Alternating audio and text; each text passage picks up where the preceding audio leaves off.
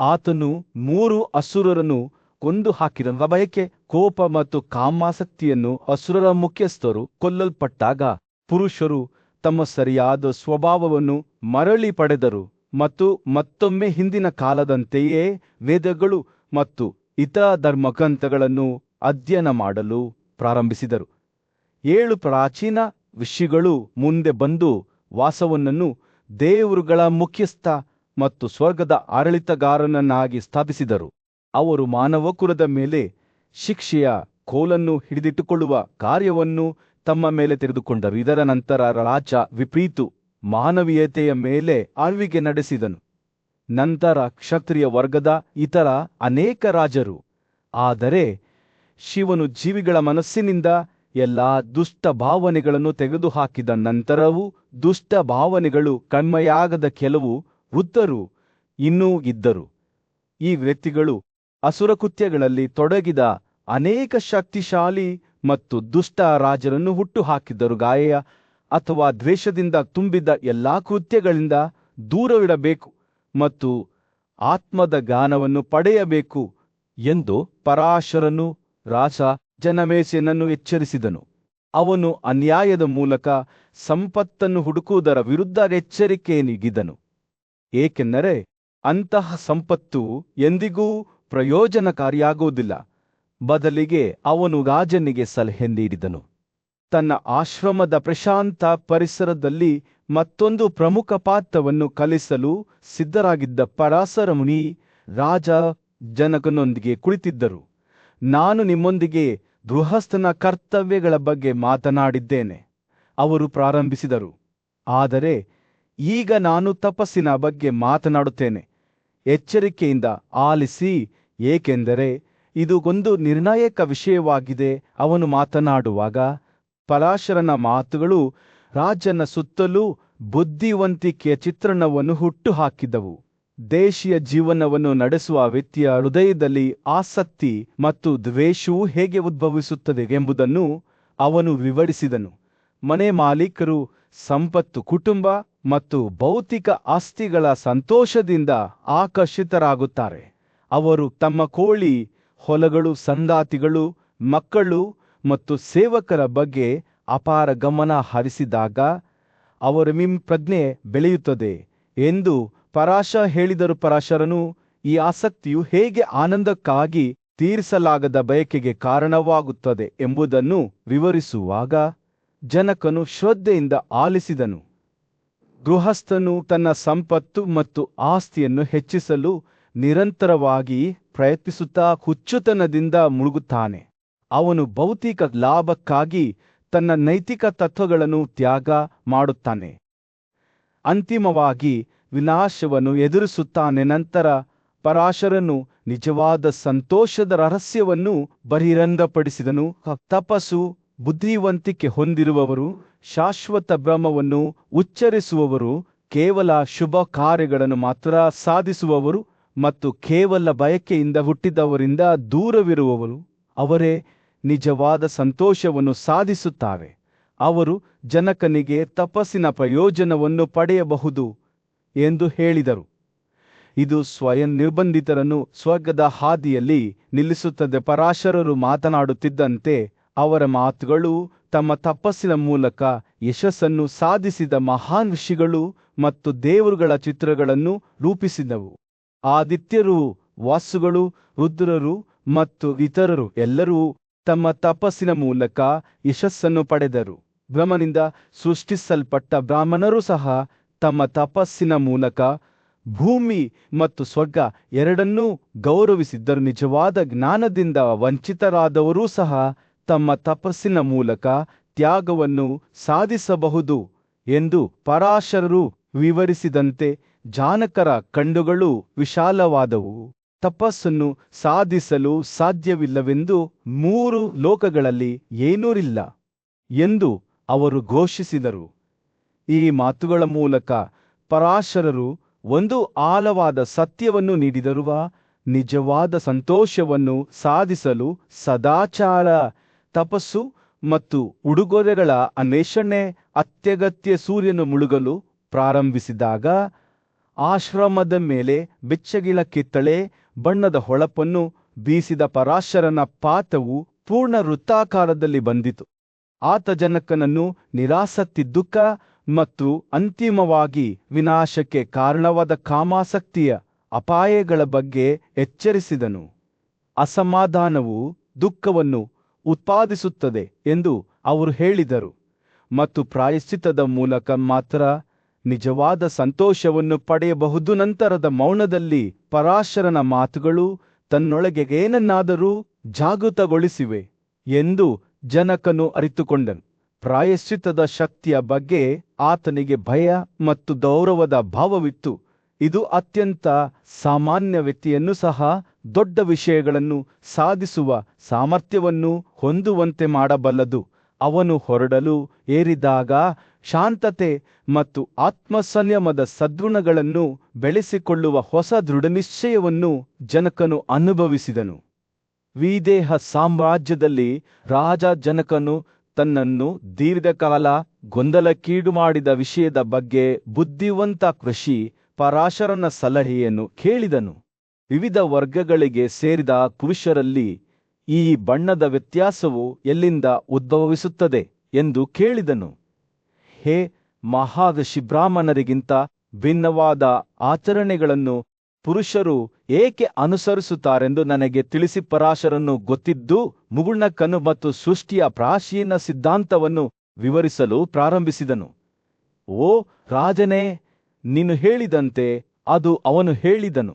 ಹುಟ್ಟಿದ ಸಂತತಿಯು ಬೇರೆ ಯಾರೂ ಅಲ್ಲ, ಸ್ವತಃ ಪೂರ್ವಜನೇ ಆಗಿದ್ದಾನೆ. ಆದಾಗ್ಯೂ ತಪಸ್ಸಿನಿಂದ ದೂರವಾದ ಪರಿಣಾಮವಾಗಿ ಇದು ವಿವಿಧ ಬಣ್ಣಗಳ ವರ್ಗಗಳಲ್ಲಿ ಹಂಚಿಕೆಯಾಗಿದೆ. ಅವನು ಜನಕನಿಗೆ ಹೇಳಿದನು, ಎಲ್ಲಾ ಜೀವಿಗಳ ಒಡೆಯನು ಜಗತ್ತನ್ನು ಸೃಷ್ಟಿಸಲು ತನ್ನನ್ನು ತಾನು ಸ್ಥಾಪಿಸಿಕೊಂಡಾಗ ಕೆಲವು ಜೀವಿಗಳು ಅವನ ಬಾಯಿಂದ ಹೊರಬಂದವು, ಕೆಲವು ಅವನ ತೋಳುಗಳಿಂದ, ಕೆಲವು ಅವನ ತೊಡೆಗಳಿಂದ ಮತ್ತು ಕೆಲವು ಅವನ ಕಾಲುಗಳಿಂದ. ಅವನ ಬಾಯಿಂದ ಹೊರಹೊಮ್ಮಿದವರನ್ನು ಬ್ರಾಹ್ಮಣರು ಎಂದು ಕರೆಯಲಾಗುತ್ತಿತ್ತು, ಅವನ ತೋಳುಗಳಿಂದ ಹೊರಹೊಮ್ಮಿದವರನ್ನು ಕ್ಷತ್ರಿಯರು ಎಂದು ಕರೆಯಲಾಗುತ್ತಿತ್ತು, ಅವನ ತೊಡೆಗಳಿಂದ ಬಂದವರು ವೈಶ್ಯರು ಎಂದು ಕರೆಯಲಾಗುತ್ತಿದ್ದ ಶ್ರೀಮಂತ ವರ್ಗವಾಗಿದ್ದರು, ಮತ್ತು ಅವನ ಪಾದಗಳಿಂದ ಬಂದವರು ಸೇವಕ ವರ್ಗವಾದ ಶೂದ್ರರು. ಪರಾಶರನ ಮಾತುಗಳನ್ನು ಕೇಳುವಾಗ ಜನಕನ ಕಣ್ಣುಗಳು ಆಶ್ಚರ್ಯದಿಂದ ವಿಶಾಲವಾದವು. ಎಲ್ಲರೂ ಬ್ರಾಹ್ಮಣನಿಂದಲೇ ಹುಟ್ಟಿಕೊಂಡಾಗ ಅವನು ಕೇಳಿದ ಮನುಷ್ಯರು ಜನಾಂಗದ ವಿಷಯದಲ್ಲಿ ಹೇಗೆ ವೈವಿಧ್ಯತೆಯನ್ನು ಹೊಂದಿದ್ದರು.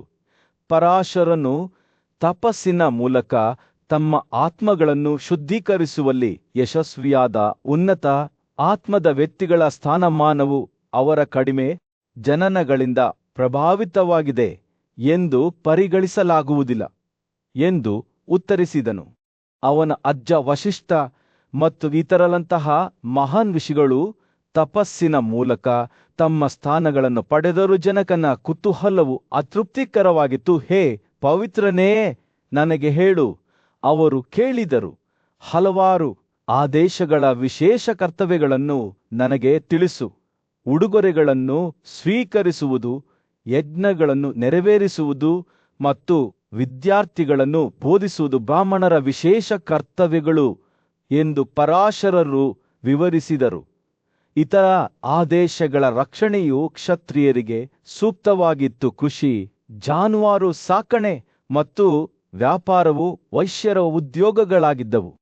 ಆದರೆ ಪುನರುತ್ಪಾದಿಸಿದ 3 ವರ್ಗಗಳಿಗೆ ಸೇವೆ ಸಲ್ಲಿಸುವುದು ಶೂದ್ರರ ಉದ್ಯೋಗವಾಗಿತ್ತು. ಜನಕನು ಶ್ರದ್ಧೆಯಿಂದ ಆಲಿಸುತ್ತಿದ್ದಂತೆ ಪರಾಶರನು ಮುಂದುವರಿಸಿದನು, ಸಹಾನುಭೂತಿ, ಗಾಯದಿಂದ ದೂರವಿರುವುದು, ಜಾಗರೂಕತೆಯಿಂದಿರುವುದು, ಇತರರಿಗೆ ನೀಡಬೇಕಾದದ್ದನ್ನು ನೀಡುವುದು, ಮೃತಪೂರ್ವಜರ ಗೌರವಾರ್ಥವಾಗಿ ಶ್ರಾದ್ದಗಳು, ಅತಿಥಿಗಳಿಗೆ ಆತಿಥ್ಯ, ಸತ್ಯತೆ, ಕೋಪವನ್ನು ನಿಗ್ರಹಿಸುವುದು, ಒಬ್ಬರ ಸ್ವಂತ ವಿವಾಹಿತ ಪತ್ನಿಯರೊಂದಿಗೆ ಸಂತೃಪ್ತಿ, ಆಂತರಿಕ ಮತ್ತು ಬಾಹ್ಯ ಎರಡೂ, ಶುದ್ಧತೆ, ದ್ವೇಷದಿಂದ ಮುಕ್ತಿ, ಸ್ವಯಂ ಜ್ಞಾನ ಮತ್ತು ತ್ಯಾಗ. ಈ ಕರ್ತವ್ಯಗಳು ಎಲ್ಲ ಆದೇಶಗಳಿಗೆ ಸಾಮಾನ್ಯವಾಗಿದೆ. ಬ್ರಾಹ್ಮಣರು, ಕ್ಷತ್ರಿಯರು ಮತ್ತು ವೈಶ್ಯರು 3 ಪುನರುತ್ಪಾದಕ ಆದೇಶಗಳು ಮತ್ತು ಈ ಕರ್ತವ್ಯಗಳನ್ನು ನಿರ್ವಹಿಸಲು ಅವರಿಗೆ ಸಮಾನ ಹಕ್ಕಿದೆ ಎಂದು ಅವರು ಒತ್ತಿ ಹೇಳಿದರು. ಜನಕನ ಮನಸ್ಸಿನಲ್ಲಿ ಪ್ರಶ್ನೆಗಳು ತುಂಬಿದವು. ಈ ಜಗತ್ತಿನಲ್ಲಿ ಆ ಧಾರ್ಮಿಕ ಕ್ರಿಯೆಗಳು ಯಾವುವು ಎಂದು ಅವನು ಪರಾಶರನನ್ನು ಕೇಳಿದನು. ಅದರ ಸಾಧನೆಯು ಇತರ ಜೀವಿಗಳಿಗೆ ಯಾವುದೇ ಹಾನಿಯನ್ನುಂಟು ಮಾಡುವುದಿಲ್ಲವೇ? ಪರಾಶರನು ಉತ್ತರಿಸಿದನು, ಅದನ್ನು ಬದಿಗಿರಿಸಿದವು. ಪ್ರಾಚೀನ ಭಾರತದ ಹೃದಯ ಭಾಗದಲ್ಲಿ ಪರಾಶರ ಎಂಬ ಪೂಜ್ಯ ಋಷಿಯು ತನ್ನ ರಾಜನಿಗೆ ಕಾಲಾತೀತ ಬುದ್ಧಿವಂತಿಕೆಯನ್ನು ನೀಡಿದನು. ಮಹಾರಾಜರೇ, ಅವನು ಪ್ರಾರಂಭಿಸಿದನು, ಒಬ್ಬ ವ್ಯಕ್ತಿಯ ಭಕ್ತಿ ಕೇವಲ ಅವರ ದೇವತೆಗಳ ಬಗ್ಗೆ ಮಾತ್ರವಲ್ಲ, ಅವರ ಹಿರಿಯರು, ಶಿಕ್ಷಕರು ಮತ್ತು ಪ್ರೀತಿ ಪಾತ್ರರ ಬಗ್ಗೆಯೂ ಇರುತ್ತದೆ. ಈ ಹಿರಿಯರಿಗೆ ಹೆಚ್ಚಿನ ಗೌರವವನ್ನು ನೀಡುವವರು, ಅವರೊಂದಿಗೆ ದಯೆಯಿಂದ ಮಾತನಾಡುವವರು, ಅವರ ಕಲ್ಯಾಣವನ್ನು ಬಯಸುವವರು ಮತ್ತು ಗೌರವವನ್ನು ತೋರಿಸುವವರು ಮಾತ್ರ ಭಕ್ತಿಯ ಯೋಗ್ಯತೆಯನ್ನು ಸಾಧಿಸಬಹುದು ಎಂದು ಅವರು ಒತ್ತಿ ಹೇಳಿದರು. ಪರಾಶರರು ಮಾತನಾಡುತ್ತಿದ್ದಂತೆ ಅವರ ಮಾತುಗಳು ಮಗು ಮತ್ತು ಅವರ ಪೋಷಕರ ನಡುವಿನ ಪವಿತ್ರ ಬಂಧದ ಎದ್ದು ಕಾಣುವ ಚಿತ್ರಣವನ್ನು ನೀಡುತ್ತವೆ. ಸಂತನ ಮಕ್ಕಳಿಗೆ ದೇವತೆಯಂತೆ ಎಂದು ಅವರು ಹೇಳಿದರು. ತಾಯಿಗಿಂತ ಶ್ರೇಷ್ಠ ಎಂದು ಹೇಳಲಾಗುತ್ತದೆ. ಒಬ್ಬರ ಹಿರಿಯರ ಬಗೆಗಿನ ಈ ಗೌರವವು ಕೇವಲ ಸಾಮಾಜಿಕ ಮಾನದಂಡವಲ್ಲ, ಆದರೆ ಆಧ್ಯಾತ್ಮಿಕತೆಯ ಮೂಲಭೂತ ತತ್ವವಾಗಿದೆ. ನಂತರ ಪರಾಶರನು ಯೋಧ ರಾಜಕುಮಾರನಾದ ಕ್ಷತ್ರಿಯನ ಕರ್ತವ್ಯಗಳತ್ತ ತನ್ನ ಗಮನವನ್ನು ಕೇಂದ್ರೀಕರಿಸಿದನು. ಆಯಾಸಗೊಂಡ, ಭಯಗೊಂಡ, ನಿಶಸ್ತ್ರಗೊಂಡ ಅಥವಾ ಹೋರಾಡಲು ಇಷ್ಟವಿಲ್ಲದ ಎದುರಾಳಿಯನ್ನು ಹೊಡೆಯದಂತೆ ಅವನು ರಾಜನಿಗೆ ಎಚ್ಚರಿಕೆ ನೀಡಿದನು. ಒಬ್ಬ ಕ್ಷತ್ರಿಯನು ತನ್ನದೇ ಆದ ಕ್ರಮದಲ್ಲಿ ಸಜ್ಜುಗೊಂಡ ಮತ್ತು ಶ್ರಮಕ್ಕೆ ಸಿದ್ಧನಾಗಿ ಮಾತ್ರ ಯುದ್ಧದಲ್ಲಿ ತೊಡಗಬೇಕು ಎಂದು ಅವನು ಹೇಳಿದನು. ಆ ವಿಷಯ ಮಾತುಗಳು ಸಾವಿನ ಪರಿಕಲ್ಪನೆ ಮತ್ತು ಅದರ ವಿವಿಧ ರೂಪಗಳನ್ನು ಸಹ ಸ್ಪರ್ಶಿಸಿದವು. ಉನ್ನತ ಅಥವಾ ಸಮಾನನ ಕೈಯಲ್ಲಿ ಮರಣವನ್ನು ಸಾಧನೀಯವೆಂದು ಪರಿಗಣಿಸಲಾಗುತ್ತಿತ್ತು, ಆದರೆ ಅದು ಕೆಳ ಅಥವಾ ಹೇಡಿತನದಿಂದ ಬಂದಾಗ ಹಾಗಲ್ಲ ಎಂದು ಅವರು ವಿವರಿಸಿದರು.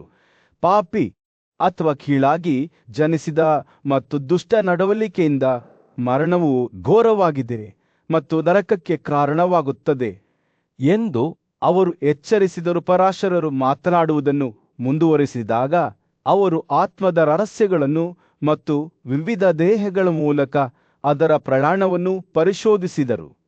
ಒಬ್ಬ ವ್ಯಕ್ತಿಯ ಜೀವಶಕ್ತಿ ಅಥವಾ ಜೀವವು ತಮ್ಮ ಪ್ರಸ್ತುತ ದೇಹವನ್ನು ತೊರೆದಾಗ ಅದು ತಕ್ಷಣವೇ ಹೊಸ ರೂಪವನ್ನು ಪಡೆಯುವುದಿಲ್ಲ ಎಂದು ಅವರು ವಿವರಿಸಿದರು. ಬದಲಿಗೆ ಅದು ಹೊಸ ಪಾತ್ರವನ್ನು ಪ್ರವೇಶಿಸುವ ಮೊದಲು ಸ್ವಲ್ಪ ಸಮಯದವರೆಗೆ ಆಕಾಶದಲ್ಲಿ ಸುತ್ತುತ್ತದೆ. ಜ್ಞಾನವನ್ನು ಪಡೆಯುವ ಮತ್ತು ವಿಮೋಚನೆಯ ಸಾಧನೆಯ ಪ್ರಾಮುಖ್ಯತೆಯ ಬಗ್ಗೆಯೂ ಋಷಿ ಮಾತನಾಡಿದರು. ಇಂದ್ರಿಯಗಳ ವಸ್ತುಗಳನ್ನು ಸ್ವಾಧೀನಪಡಿಸಿಕೊಂಡವರು ಅತ್ಯುನ್ನತವಾದದ್ದನ್ನು ಪಡೆಯುತ್ತಾರೆ ಎಂದು ಅವರು ಹೇಳಿದರು.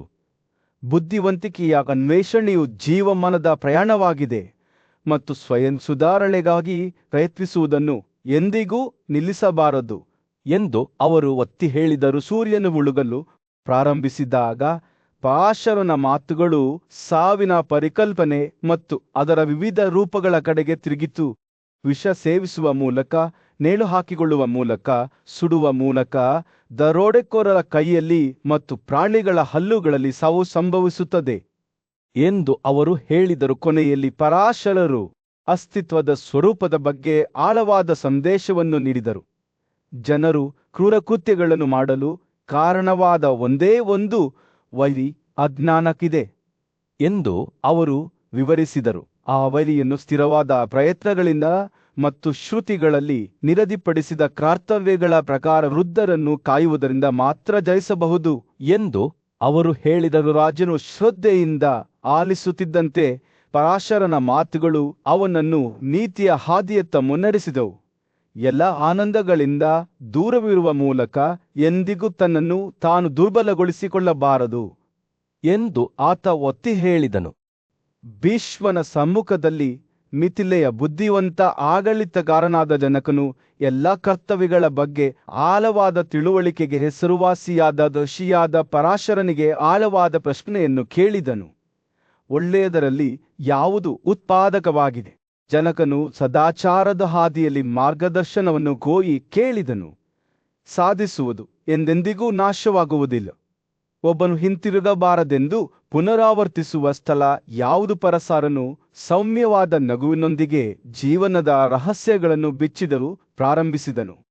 ಆಸಕ್ತಿಗಳಿಂದ ಬೇರ್ಪಡುವಿಕೆ ಒಳ್ಳೆಯದರ ಮೂಲವಾಗಿದೆ ಎಂದು ಅವನು ಹೇಳಿದನು.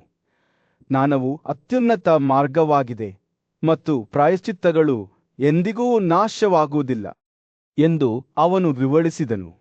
ಅರ್ಹ ವ್ಯಕ್ತಿಗಳಿಗೆ ನೀಡಲಾಗುವ ಉಡುಗೊರೆಗಳು ಮರಣಾನಂತರದ ಜೀವನದಲ್ಲೂ ಫಲವನ್ನು ನೀಡುತ್ತವೆ. ಆದರೆ ಪಾಪದ ಬಂಧಗಳಿಂದ ಮುಕ್ತರಾದಾಗ ಮತ್ತು ನೀತಿಯ ಪ್ರಜ್ಞೆಯನ್ನು ಬೆಳೆಸಿಕೊಂಡಾಗ ನಿಜವಾದ ಯಶಸ್ಸು ಬರುತ್ತದೆ. ಪರಾಶರರು ಮಾತನಾಡುತ್ತಿದ್ದಂತೆ ಜನಕರ ಕಣ್ಣುಗಳು ಕುತೂಹಲದಿಂದ ಹೊಳೆಯುತ್ತಿದ್ದವು. ಆದರೆ ಸಂಪತ್ತು ಮತ್ತು ಆಸ್ತಿಯನ್ನು ಬಿಟ್ಟುಕೊಡುವವರ ಬಗ್ಗೆ ಏನು ಎಂದು ಅವರು ಕೇಳಿದರು. ಪರಾಶರರು, ಅಂತಹ ಕ್ರಿಯೆಗಳು ಸದ್ಗುಣವೆಂದು ತೋರುತ್ತದೆ, ಆದರೆ ಆಂತರಿಕ ಪರಿವರ್ತನೆ ಇಲ್ಲದಿದ್ದರೆ ಅವು ಕೇವಲ ಬಾಹ್ಯ ಸನ್ನೆಗಳಾಗಿವೆ ಎಂದು ಉತ್ತರಿಸಿದರು. ನಿಜವಾದ ಉಡುಗೊರೆಯು ಎಲ್ಲಾ ಜೀವಿಗಳಿಗೆ ನಿರುಪದ್ರವತೆಯ ಪ್ರತಿಜ್ಞೆ ಆಗಿದೆ. ಒಬ್ಬರು ಈ ಬದ್ಧತೆಯನ್ನು ಮಾಡಿದಾಗ ಬ್ರಹ್ಮಾಂಡವು ದಳೆಯಿಂದ ಪ್ರತಿಕ್ರಿಯಿಸುತ್ತದೆ, ಪ್ರತಿಯಾಗಿ ನಿರುಪದ್ರವತೆಯ ಪ್ರತಿಜ್ಞೆಯನ್ನು ನೀಡುತ್ತದೆ. ಋಷಿ ಮುಂದುವರಿಸಿದರು, ಒಬ್ಬರು ಸಂಪತ್ತು ಮತ್ತು ಆನಂದಗಳ ನಡುವೆ ಬದುಕಬಹುದು, ಆದರೆ ಬುದ್ಧಿವಂತಿಕೆಯಿಂದ ಆಶೀರ್ವದಿಸಲ್ಪಟ್ಟರೆ ಅವರಲ್ಲಿ ವಾಸಿಸುವುದಿಲ್ಲ. ಅವರು ಹೇಗೆ ಬುದ್ಧಿವಂತ ವ್ಯಕ್ತಿಯು ಕಮಲದ ಎಲೆಯಂತೆ ಆಸಕ್ತಿಯ ನೀರಿನಿಂದ ಮುಟ್ಟಲ್ಪಡುವುದಿಲ್ಲ ಎಂಬುದನ್ನು ವಿವರಿಸಿದ್ದಾರೆ. ಮತ್ತೊಂದೆಡೆ ಪಾಪವು ಅದರ ಉಪಸ್ಥಿತಿಯ ಬಗ್ಗೆ ತಿಳಿದಿಲ್ಲದವರಿಗೆ ಅಂಟಿಕೊಳ್ಳುತ್ತದೆ. ಲಕ್ಷ್ಯ ಮತ್ತು ಮರವು ಪರಸ್ಪರ ಅಂಟಿಕೊಂಡಂತೆ ಪರಾಶರನ ಮಾತುಗಳು ಹೊರಬರುತ್ತಿದ್ದಂತೆ ಜನಕನು ಶ್ರದ್ಧೆಯಿಂದ ಆಲಿಸಿದನು. ಅವನ ಹೃದಯವು ತಿಳುವಳಿಕೆ ಹಂಬಲವನ್ನು ಹೊಂದಿತು. ಪುಣ್ಯದ ಅನ್ವೇಷಣೆಯು ಹೇಗೆ ಜೀವಮಾನದ ಪ್ರಯಾಣವಾಗಿದೆ, ಗಮ್ಯಸ್ಥಾನವಲ್ಲ ಎಂದು ಋಷಿ ವಿವರಿಸಿದ್ದಾನೆ. ಸಾವು ಯಾರಿಗೂ ಕಾಯುವುದಿಲ್ಲ, ಆದರೂ ಈ ಜೀವನದಲ್ಲಿಯೇ ಒಬ್ಬರು ವಿಮೋಚನೆಗಾಗಿ ಶ್ರಮಿಸಬೇಕು.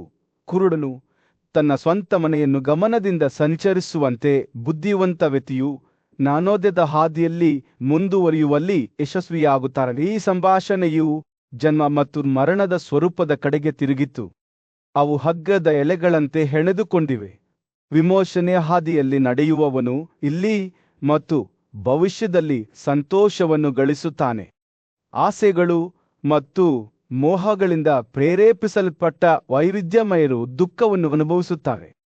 ಆದರೆ ಲೌಕಿಕ ಸಂಬಂಧಗಳನ್ನು ತ್ಯಜಿಸುವ ಕೆಲವರು ಸಂತೋಷವನ್ನು ಸಾಧಿಸುತ್ತಾರೆ. ಪರಾಶರನ ಪ್ರದರ್ಶನವು ತನ್ನ ಪರಾಕಾಷ್ಠೆಯನ್ನು ತಲುಪುತ್ತಿದ್ದಂತೆ ಜನಕನ ಕಣ್ಣುಗಳು ಹೊಸ ತಿಳುವಳಿಕೆಯಿಂದ ಹೊಳೆಯುತ್ತಿದ್ದವು.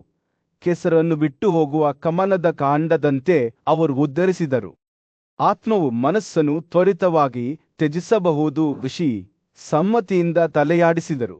ಮೊದಲು ಆತ್ಮವನ್ನು ಯೋಗಕ್ಕೆ ತಿರುಗಿಸುವುದು ಮನಸ್ಸು ಎಂದು ವಿವರಿಸಿದರು. ಕೇಂದ್ರೀಕೃತ ಗಮನದಿಂದ ಮನಸ್ಸು ಆದಿಪ್ರಕೃತಿಯೊಂದಿಗೆ ವಿಲೀನಗೊಳ್ಳುತ್ತದೆ ಮತ್ತು ವ್ಯಕ್ತಿಯು ವಿಮೋಚನೆಯನ್ನು ಸಾಧಿಸುತ್ತಾನೆ. ಸೂರ್ಯನು ದಿಗಂತದ ಕೆಳಗೆ ಮುಳುಗಿದಾಗ ದೃಶ್ಯದ ಮೇಲೆ ಬೆಚ್ಚಗಿನ ಕಿತ್ತಳೆ ಬಣ್ಣದ ಹೊಳಪನ್ನು ಬೀಸಿದಾಗ ಜನಕನು ತನ್ನ ಆಸನದಿಂದ ಎದ್ದು ತನ್ನ ಹೃದಯವು ಕೃತಜ್ಞತೆಯಿಂದ ತುಂಬಿತು.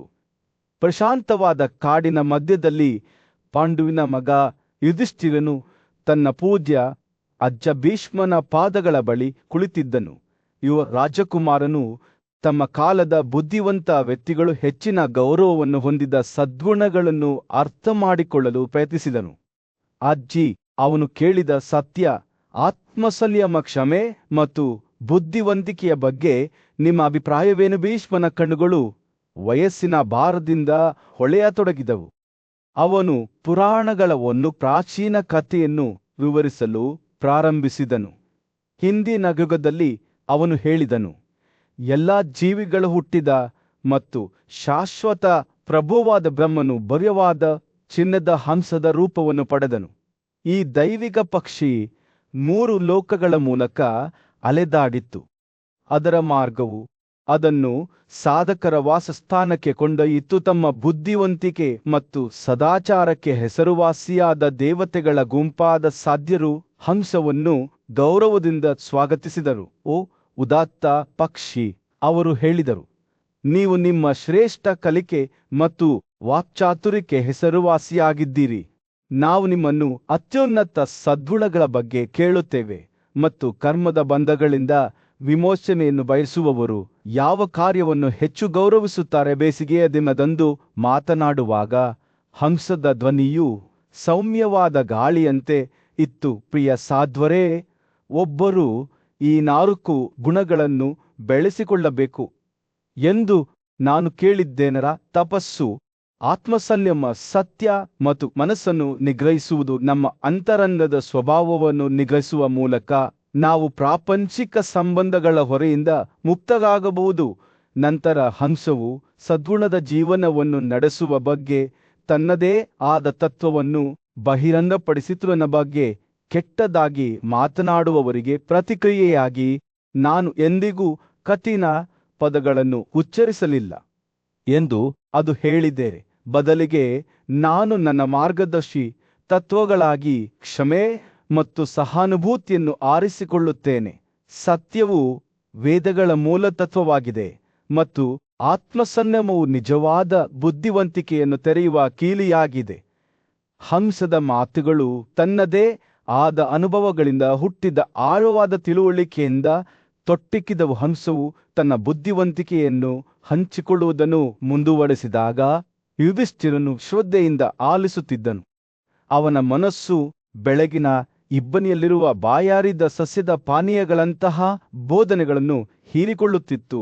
ಆತ್ಮನಿಯಂತ್ರಣವನ್ನು ಅಭ್ಯಾಸ ಮಾಡುವವನು ಇಲ್ಲದವರಿಗಿಂತ ಶ್ರೇಷ್ಠನು, ಜ್ಞಾನವನ್ನು ಹೊಂದಿರುವವನು ಅದರ ಕೊರತೆಯಿರುವವರಿಗಿಂತ ದೊಡ್ಡವನು ಎಂದು ಹಂಸವು ಹೇಳಿತು. ಹಂಸದ ಮಾತುಗಳು ನಿರ್ಲಿಪ್ತತೆಯ ಗಾಳಿಯಿಂದ ತುಂಬಿವೆ.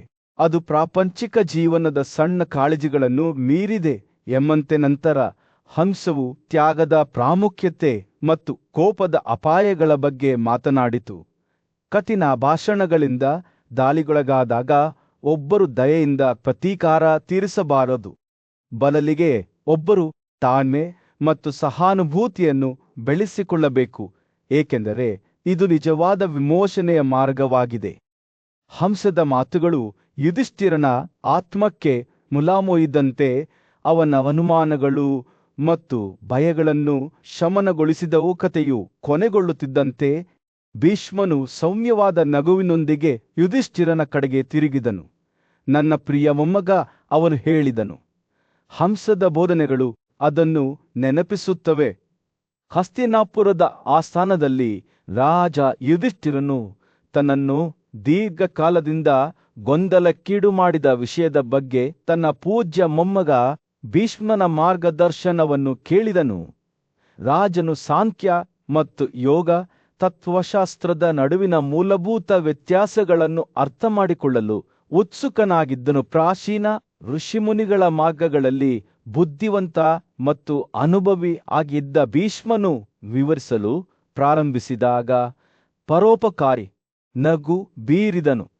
ಸಾಂಖ್ಯದ ಅನುಯಾಯಿಗಳು ತಮ್ಮ ವ್ಯವಸ್ಥೆಯನ್ನು ಶ್ಲಾಘಿಸುತ್ತಾರೆ, ಆದರೆ ಯೋಗವನ್ನು ಅಭ್ಯಾಸ ಮಾಡುವವರು ತಮ್ಮ ಮಾರ್ಗವನ್ನು ಹೊಗಳುತ್ತಾರೆ ಎಂದು ಅವನು ಹೇಳಿದನು. ಪ್ರತಿಯೊಂದು ಪಕ್ಷವೂ ತನ್ನದೇ ಆದ ಮಾರ್ಗವು ಶ್ರೇಷ್ಠವಾಗಿದೆ ಎಂದು ನಂಬುತ್ತದೆ. ಭೀಷ್ಮನು ವಿರಾಮಗೊಳಿಸಿ ಮುಂದುವರಿಯುವ ಮೊದಲು ತನ್ನ ಆಲೋಚನೆಗಳನ್ನು ಸಂಗ್ರಹಿಸಿದನು. ಮಹಾನ್ ಬುದ್ಧಿವಂತರು ಸಾಂಖ್ಯ ತತ್ವಶಾಸ್ತ್ರವನ್ನು ವಿವರಿಸಿದ್ದಾರೆ. ಜ್ಞಾನದ ಮೂಲಕ ಮತ್ತು ಪ್ರಾಪಂಚಿಕ ಬಯಕೆಗಳಿಂದ ಬೇರ್ಪಡುವಿಕೆಯ ಮೂಲಕ ವಿಮೋಚನೆಯನ್ನು ಸಾಧಿಸಬಹುದು ಎಂದು ತೋರಿಸಿದ್ದಾರೆ.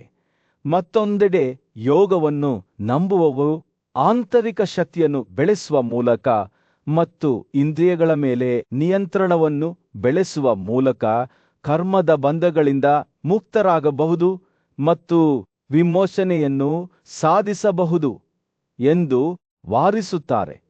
ಅವನು ಮಾತನಾಡುವಾಗ ಭೀಷ್ಮನ ಕಣ್ಣುಗಳು ವೈನೋಟದಿಂದ ಹೊಳೆಯುತ್ತಿದ್ದವು. ಯುಧಿಷ್ಠಿರನು ಶ್ರದ್ಧೆಯಿಂದ ಆಲಿಸಿದನು.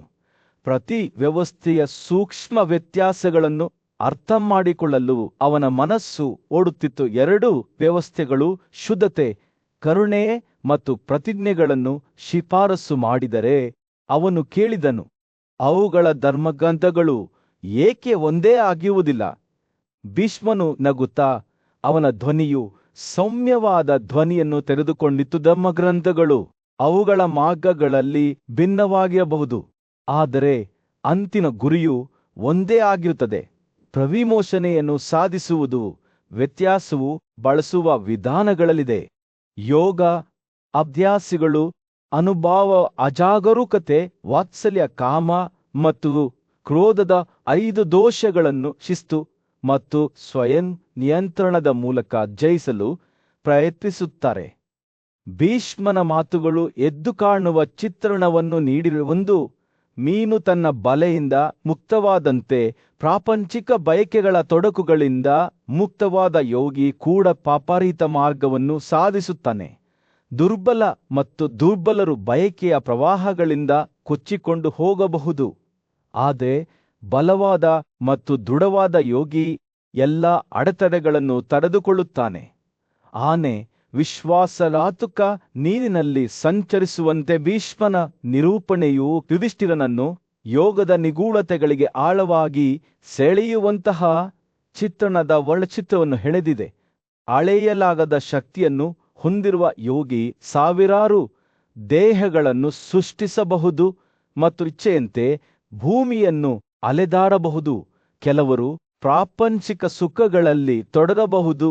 ಸೂರ್ಯನು ತನ್ನ ಕಿರಣಗಳನ್ನು ಹಿಂತೆಗೆದುಕೊಳ್ಳುವಂತೆ ಅವುಗಳನ್ನು ಮತ್ತೊಮ್ಮೆ ತ್ಯಜಿಸಲು ಮಾತ್ರ. ಭೀಷ್ಮನು ತನ್ನ ವಿವರಣೆಯನ್ನು ಮುಕ್ತಾಯಗೊಳಿಸಿದಾಗ ಯುಧಿಷ್ಠಿರನ ಕುತೂಹಲವು ಕೆರಳಿತು. ಅವನು ಯೋಗದ ಸೂಕ್ಷ್ಮ ಶಕ್ತಿಗಳ ಬಗ್ಗೆ ಕೇಳಿದನು. ಅಂತಹ ಪಾಂಡಿತ್ಯವನ್ನು ಹೇಗೆ ಸಾಧಿಸಬಹುದೆಂಬುದನ್ನು ಅರ್ಥಮಾಡಿಕೊಳ್ಳಲು ಪ್ರಯತ್ನಿಸಿದನು. ಭೀಷ್ಮನು ನಗುತ್ತಾ, ಅವನ ಕಣ್ಣುಗಳು ಜ್ಞಾನದಿಂದ ಮಿಲುಗುತ್ತಿದ್ದವು. ತನ್ನ ಆತ್ಮದಲ್ಲಿ ಸ್ಥಿರವಾದ ಮತ್ತು ಮುಳುಗಿರುವ ಯೋಗಿ ಅದನ್ನು ಶುದ್ಧೀಕರಿಸುತ್ತಾನೆ ಮತ್ತು ಅದನ್ನು ಸೂರ್ಯನಂತೆ ಹೊಳೆಯುವಂತೆ ಮಾಡುತ್ತಾನೆ.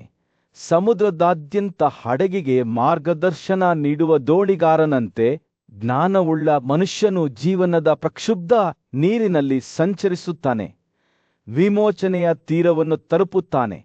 ಬಾಣವು ತನ್ನ ಗುರುತು ಕಂಡುಕೊಳ್ಳುವಂತೆಯೇ ಜಾಗರೂಕತೆಯಿಂದ ಮತ್ತು ಗಮನವುಳ್ಳ ಯೋಗಿ ಅತ್ಯುನ್ನತ ಸ್ಥಳವನ್ನು ತಲುಪುತ್ತಾನೆ. ಇದರಲ್ಲಿ ಸೂರ್ಯನು ರಾಜ್ಯದ ಮೇಲೆ ಮುಳುಗುತ್ತಿದ್ದನು. ಭೂದೃಶ್ಯದ ಮೇಲೆ ಬೆಚ್ಚಗಿನ ಕಿತ್ತಳೆ ಬಣ್ಣವನ್ನು ಹೊಳೆಯುತ್ತಿದ್ದನು. ಹಿರಿಯ ಪಾಂಡವನಾದ ಯುಧಿಷ್ಠಿರನು ಚಿಂತನಶೀಲ ಮೌನದಲ್ಲಿ ಕುಳಿತಿದ್ದನು.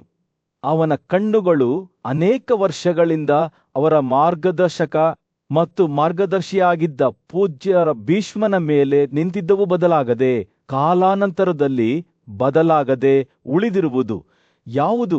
ಯುಧಿಷ್ಠಿರನು ಆಳವಾದ ಹಂಬಲದಿಂದ ತುಂಬಿದ ಅವನ ಧ್ವನಿಯಲ್ಲಿ ಕೇಳಿದನು, ನಾವು ಏನನ್ನು ಸಾಧಿಸಬಹುದು ಮತ್ತು ಎಂದಿಗೂ ಹಿಂದಿರುಗಬೇಕಾಗಿಲ್ಲ, ಮತ್ತು ಕ್ಷಣಿಕವಾದದ್ದು ಕ್ಷಣಿಕವಾದದ್ದು ಮತ್ತು ಅಂತಿಮವಾಗಿ ಹಿಂತಿರುಗಬೇಕಾಗಿರುವುದು ಯಾವುದು? ಪ್ರಾಚೀನ ಬುದ್ಧಿವಂತಿಕೆಯ ಕಥೆಯನ್ನು ಹೆಣೆಯಲು ಪ್ರಾರಂಭಿಸಿದಾಗ ಭೀಷ್ಮನ ಕಣ್ಣುಗಳು ತಿಳುವಳಿಕೆಯ ಹೊಳಪಿನಿಂದ ಮಿನುಗಿದವು. ಅವನು ಅತ್ಯಂತ ಪ್ರಸಿದ್ಧ ವಿಷಯದ ವಸಿಷ್ಠನ ಕಥೆಯನ್ನು ಹೇಳಿದನು. ಅವನನ್ನು ರಾಜ ಜನಕನು ಅತ್ಯಂತ ಮಹತ್ವದ ವಿಷಯದ ಬಗ್ಗೆ ಸಂಪರ್ಕಿಸಿದ್ದನು. ರಾಜ ಜನಕನು ವಸಿಷ್ಠನನ್ನು ಬ್ರಹ್ಮಾಂಡದ ಸ್ವರೂಪದ ಬಗ್ಗೆ ಕೇಳಿದನು. ಭೀಷ್ಮನು ವಿವರಿಸಿದನು, ಯಾವುದು ಶಾಶ್ವತ ಮತ್ತು ಬದಲಾಗದ ಮತ್ತು ಯಾವುದು ಕ್ಷಣಿಕ ಮತ್ತು ಕೊಳೆಯುವ ವಿಷಯವಾಗಿದೆ ಎಂಬುದರ ಬಗ್ಗೆ. ವಸಿಷ್ಠನು ಬ್ರಹ್ಮಾಂಡದ ಸೃಷ್ಟಿಯ ಬಗ್ಗೆ ಮಾತನಾಡುವಾಗ ಆತನ ಮಾತುಗಳು ಸೌಮ್ಯವಾದ ನದಿಯಂತೆ ಹರಿಯುತ್ತಿದ್ದವು. ಆತನು ಎಲ್ಲಾ ಗುಣಗಳು ಮತ್ತು ರೂಪಗಳನ್ನು ಮೀರಿದ ಮಹೋನ್ನತ ವ್ಯಕ್ತಿಯಾದ ಬ್ರಹ್ಮನ ಬಗ್ಗೆ ಹೇಳಿದನು. ಬ್ರಹ್ಮನಿಂದ ಉದ್ಭವಿಸಿದ ಶಂಭು ಎಲ್ಲರ ದೇವರಾದ ಈಶಾನ ಎಂದು ಕರೆಯಲ್ಪಡುತ್ತಿದ್ದನು. ಈ ವ್ಯಕ್ತಿಯು ರೂಪ ಮತ್ತು ಶಕ್ತಿಯಲ್ಲಿ ಅನಂತನಾಗಿದ್ದನು. ಕಣ್ಣುಗಳು, ತಲೆ ಮತ್ತು ಬಾಯಿ ಎಲ್ಲೆಡೆ ಇದ್ದವು. ವಸಿಷ್ಠನು ಹೇಳಿದನು, ಶಂಭು ಬ್ರಹ್ಮಾಂಡದ ಸೃಷ್ಟಿಕರ್ತನಾಗಿದ್ದಾನೆ ಮತ್ತು ಅವನಿಂದ ಜ್ಞಾನ ಮತ್ತು ತಿಳುವಳಿಕೆಯ ಮೂರ್ತರೂಪವಾದ ಆದ್ಯಜಾತನಾದ ಹಿರಣ್ಯಗರ್ಭನು ಹೊರಹೊಮ್ಮುತ್ತಾನೆ. ಭೀಷ್ಮನು ಮಾತನಾಡುತ್ತಿದ್ದಂತೆ ಯುಧಿಷ್ಠಿರನ ಕಣ್ಣುಗಳು ಆಶ್ಚರ್ಯದಿಂದ ವಿಶಾಲವಾದವು. ವಸಿಷ್ಠನು ಪ್ರಪಂಚದ ಸೃಷ್ಟಿಯನ್ನು ವಿವರಿಸುತ್ತಿದ್ದಂತೆ ಬ್ರಹ್ಮನು ಸಂಭುವನ್ನು ಹೇಗೆ ಸೃಷ್ಟಿಸಿದನು, ಆತನು ಹಿರಣ್ಯಗರ್ಭವನ್ನು ಹೇಗೆ ಸೃಷ್ಟಿಸಿದನು ಎಂಬುದನ್ನು ಆತ ಶ್ರದ್ಧೆಯಿಂದ ಆಲಿಸಿದನು. ವಸಿಷ್ಠನು, ಓ ರಾಜನೇ, ಇದು ಬ್ರಹ್ಮಾಂಡದ ಕತೆ, ಇದು ಸೃಷ್ಟಿ ಮತ್ತು ವಿನಾಶದ ಕತೆ, ಜನನ ಮತ್ತು ಮರಣದ ಕತೆ, ಆದರೆ ಇದಕ್ಕಿಂತ ಹೆಚ್ಚು ಇದೆ ಎಂದನು. ವಸಿಷ್ಠನು ಎಲ್ಲಾ ಜೀವಿಗಳನ್ನು ಒಳಗೊಂಡಿರುವ 24 ವಿಷಯಗಳ ಬಗ್ಗೆ ಮಾತನಾಡಿದರು. ಈ ವಿಷಯಗಳನ್ನು ಬ್ರಹ್ಮನು ಹೇಗೆ ಸೃಷ್ಟಿಸಿದನು ಮತ್ತು ಅವು ಹೇಗೆ ಕೊಳೆತ ಮತ್ತು ವಿನಾಶಕ್ಕೆ ಒಳಪಟ್ಟಿವೆ ಎಂಬುದನ್ನು ಅವರು ವಿವರಿಸಿದರು. ಬ್ರಹ್ಮಾಂಡವು ಮ್ಯಾನಿಫೆಸ್ಟ ಮತ್ತು ಮ್ಯಾನಿಫೆಸ್ಟದಿಂದ ಕೂಡಿದೆ ಮತ್ತು ಅದು ವಿನಾಶವನ್ನು ಎದುರಿಸುತ್ತಿರುವುದರಿಂದ ಅದನ್ನು ಡಿಸ್ಟಪ್ರತಿವರು ಎಂದು ಕರೆಯಲಾಗುತ್ತದೆ. ಆದರೆ ಇದನ್ನು ಮೀರಿದ ಏನೋ ಇದೆ, ಅದು 24 ವಿಷಯಗಳನ್ನು ಮೀರಿಸುತ್ತದೆ ಎಂದು ವಸಿಷ್ಠ ಹೇಳಿದರು. ಯುಧಿಷ್ಠಿರನು ತನ್ನ ಕಥೆಯನ್ನು ಮುಗಿಸಿದಾಗ ಭೀಷ್ಮನ ಕಣ್ಣುಗಳು ಅವನ ಮೇಲೆ ಮುಚ್ಚಿಕೊಂಡವು. ಮರಗಳ ನಡುವೆ ಬೀಸುತ್ತಿದ್ದ ಗಾಳಿಯ ಸದ್ದು ಮಾತ್ರ ಆ ಕೋಣೆಯನ್ನು ಆವರಿಸಿದ್ದು. ಓ ರಾಜನೇ, ಬ್ರಹ್ಮಾಂಡದ ಕತೆ, ಇದು ಸೃಷ್ಟಿ ಮತ್ತು ವಿನಾಶದ ಕತೆ, ಆದರೆ ನಮಗಿಂತ ದೊಡ್ಡದಾಗಿದೆ ಎಂದು ಭೀಷ್ಮನು ಹೇಳಿದನು. ಯುಧಿಷ್ಠಿರನ ಕಣ್ಣುಗಳು ಹೊಳೆಯುತ್ತಿದ್ದವು.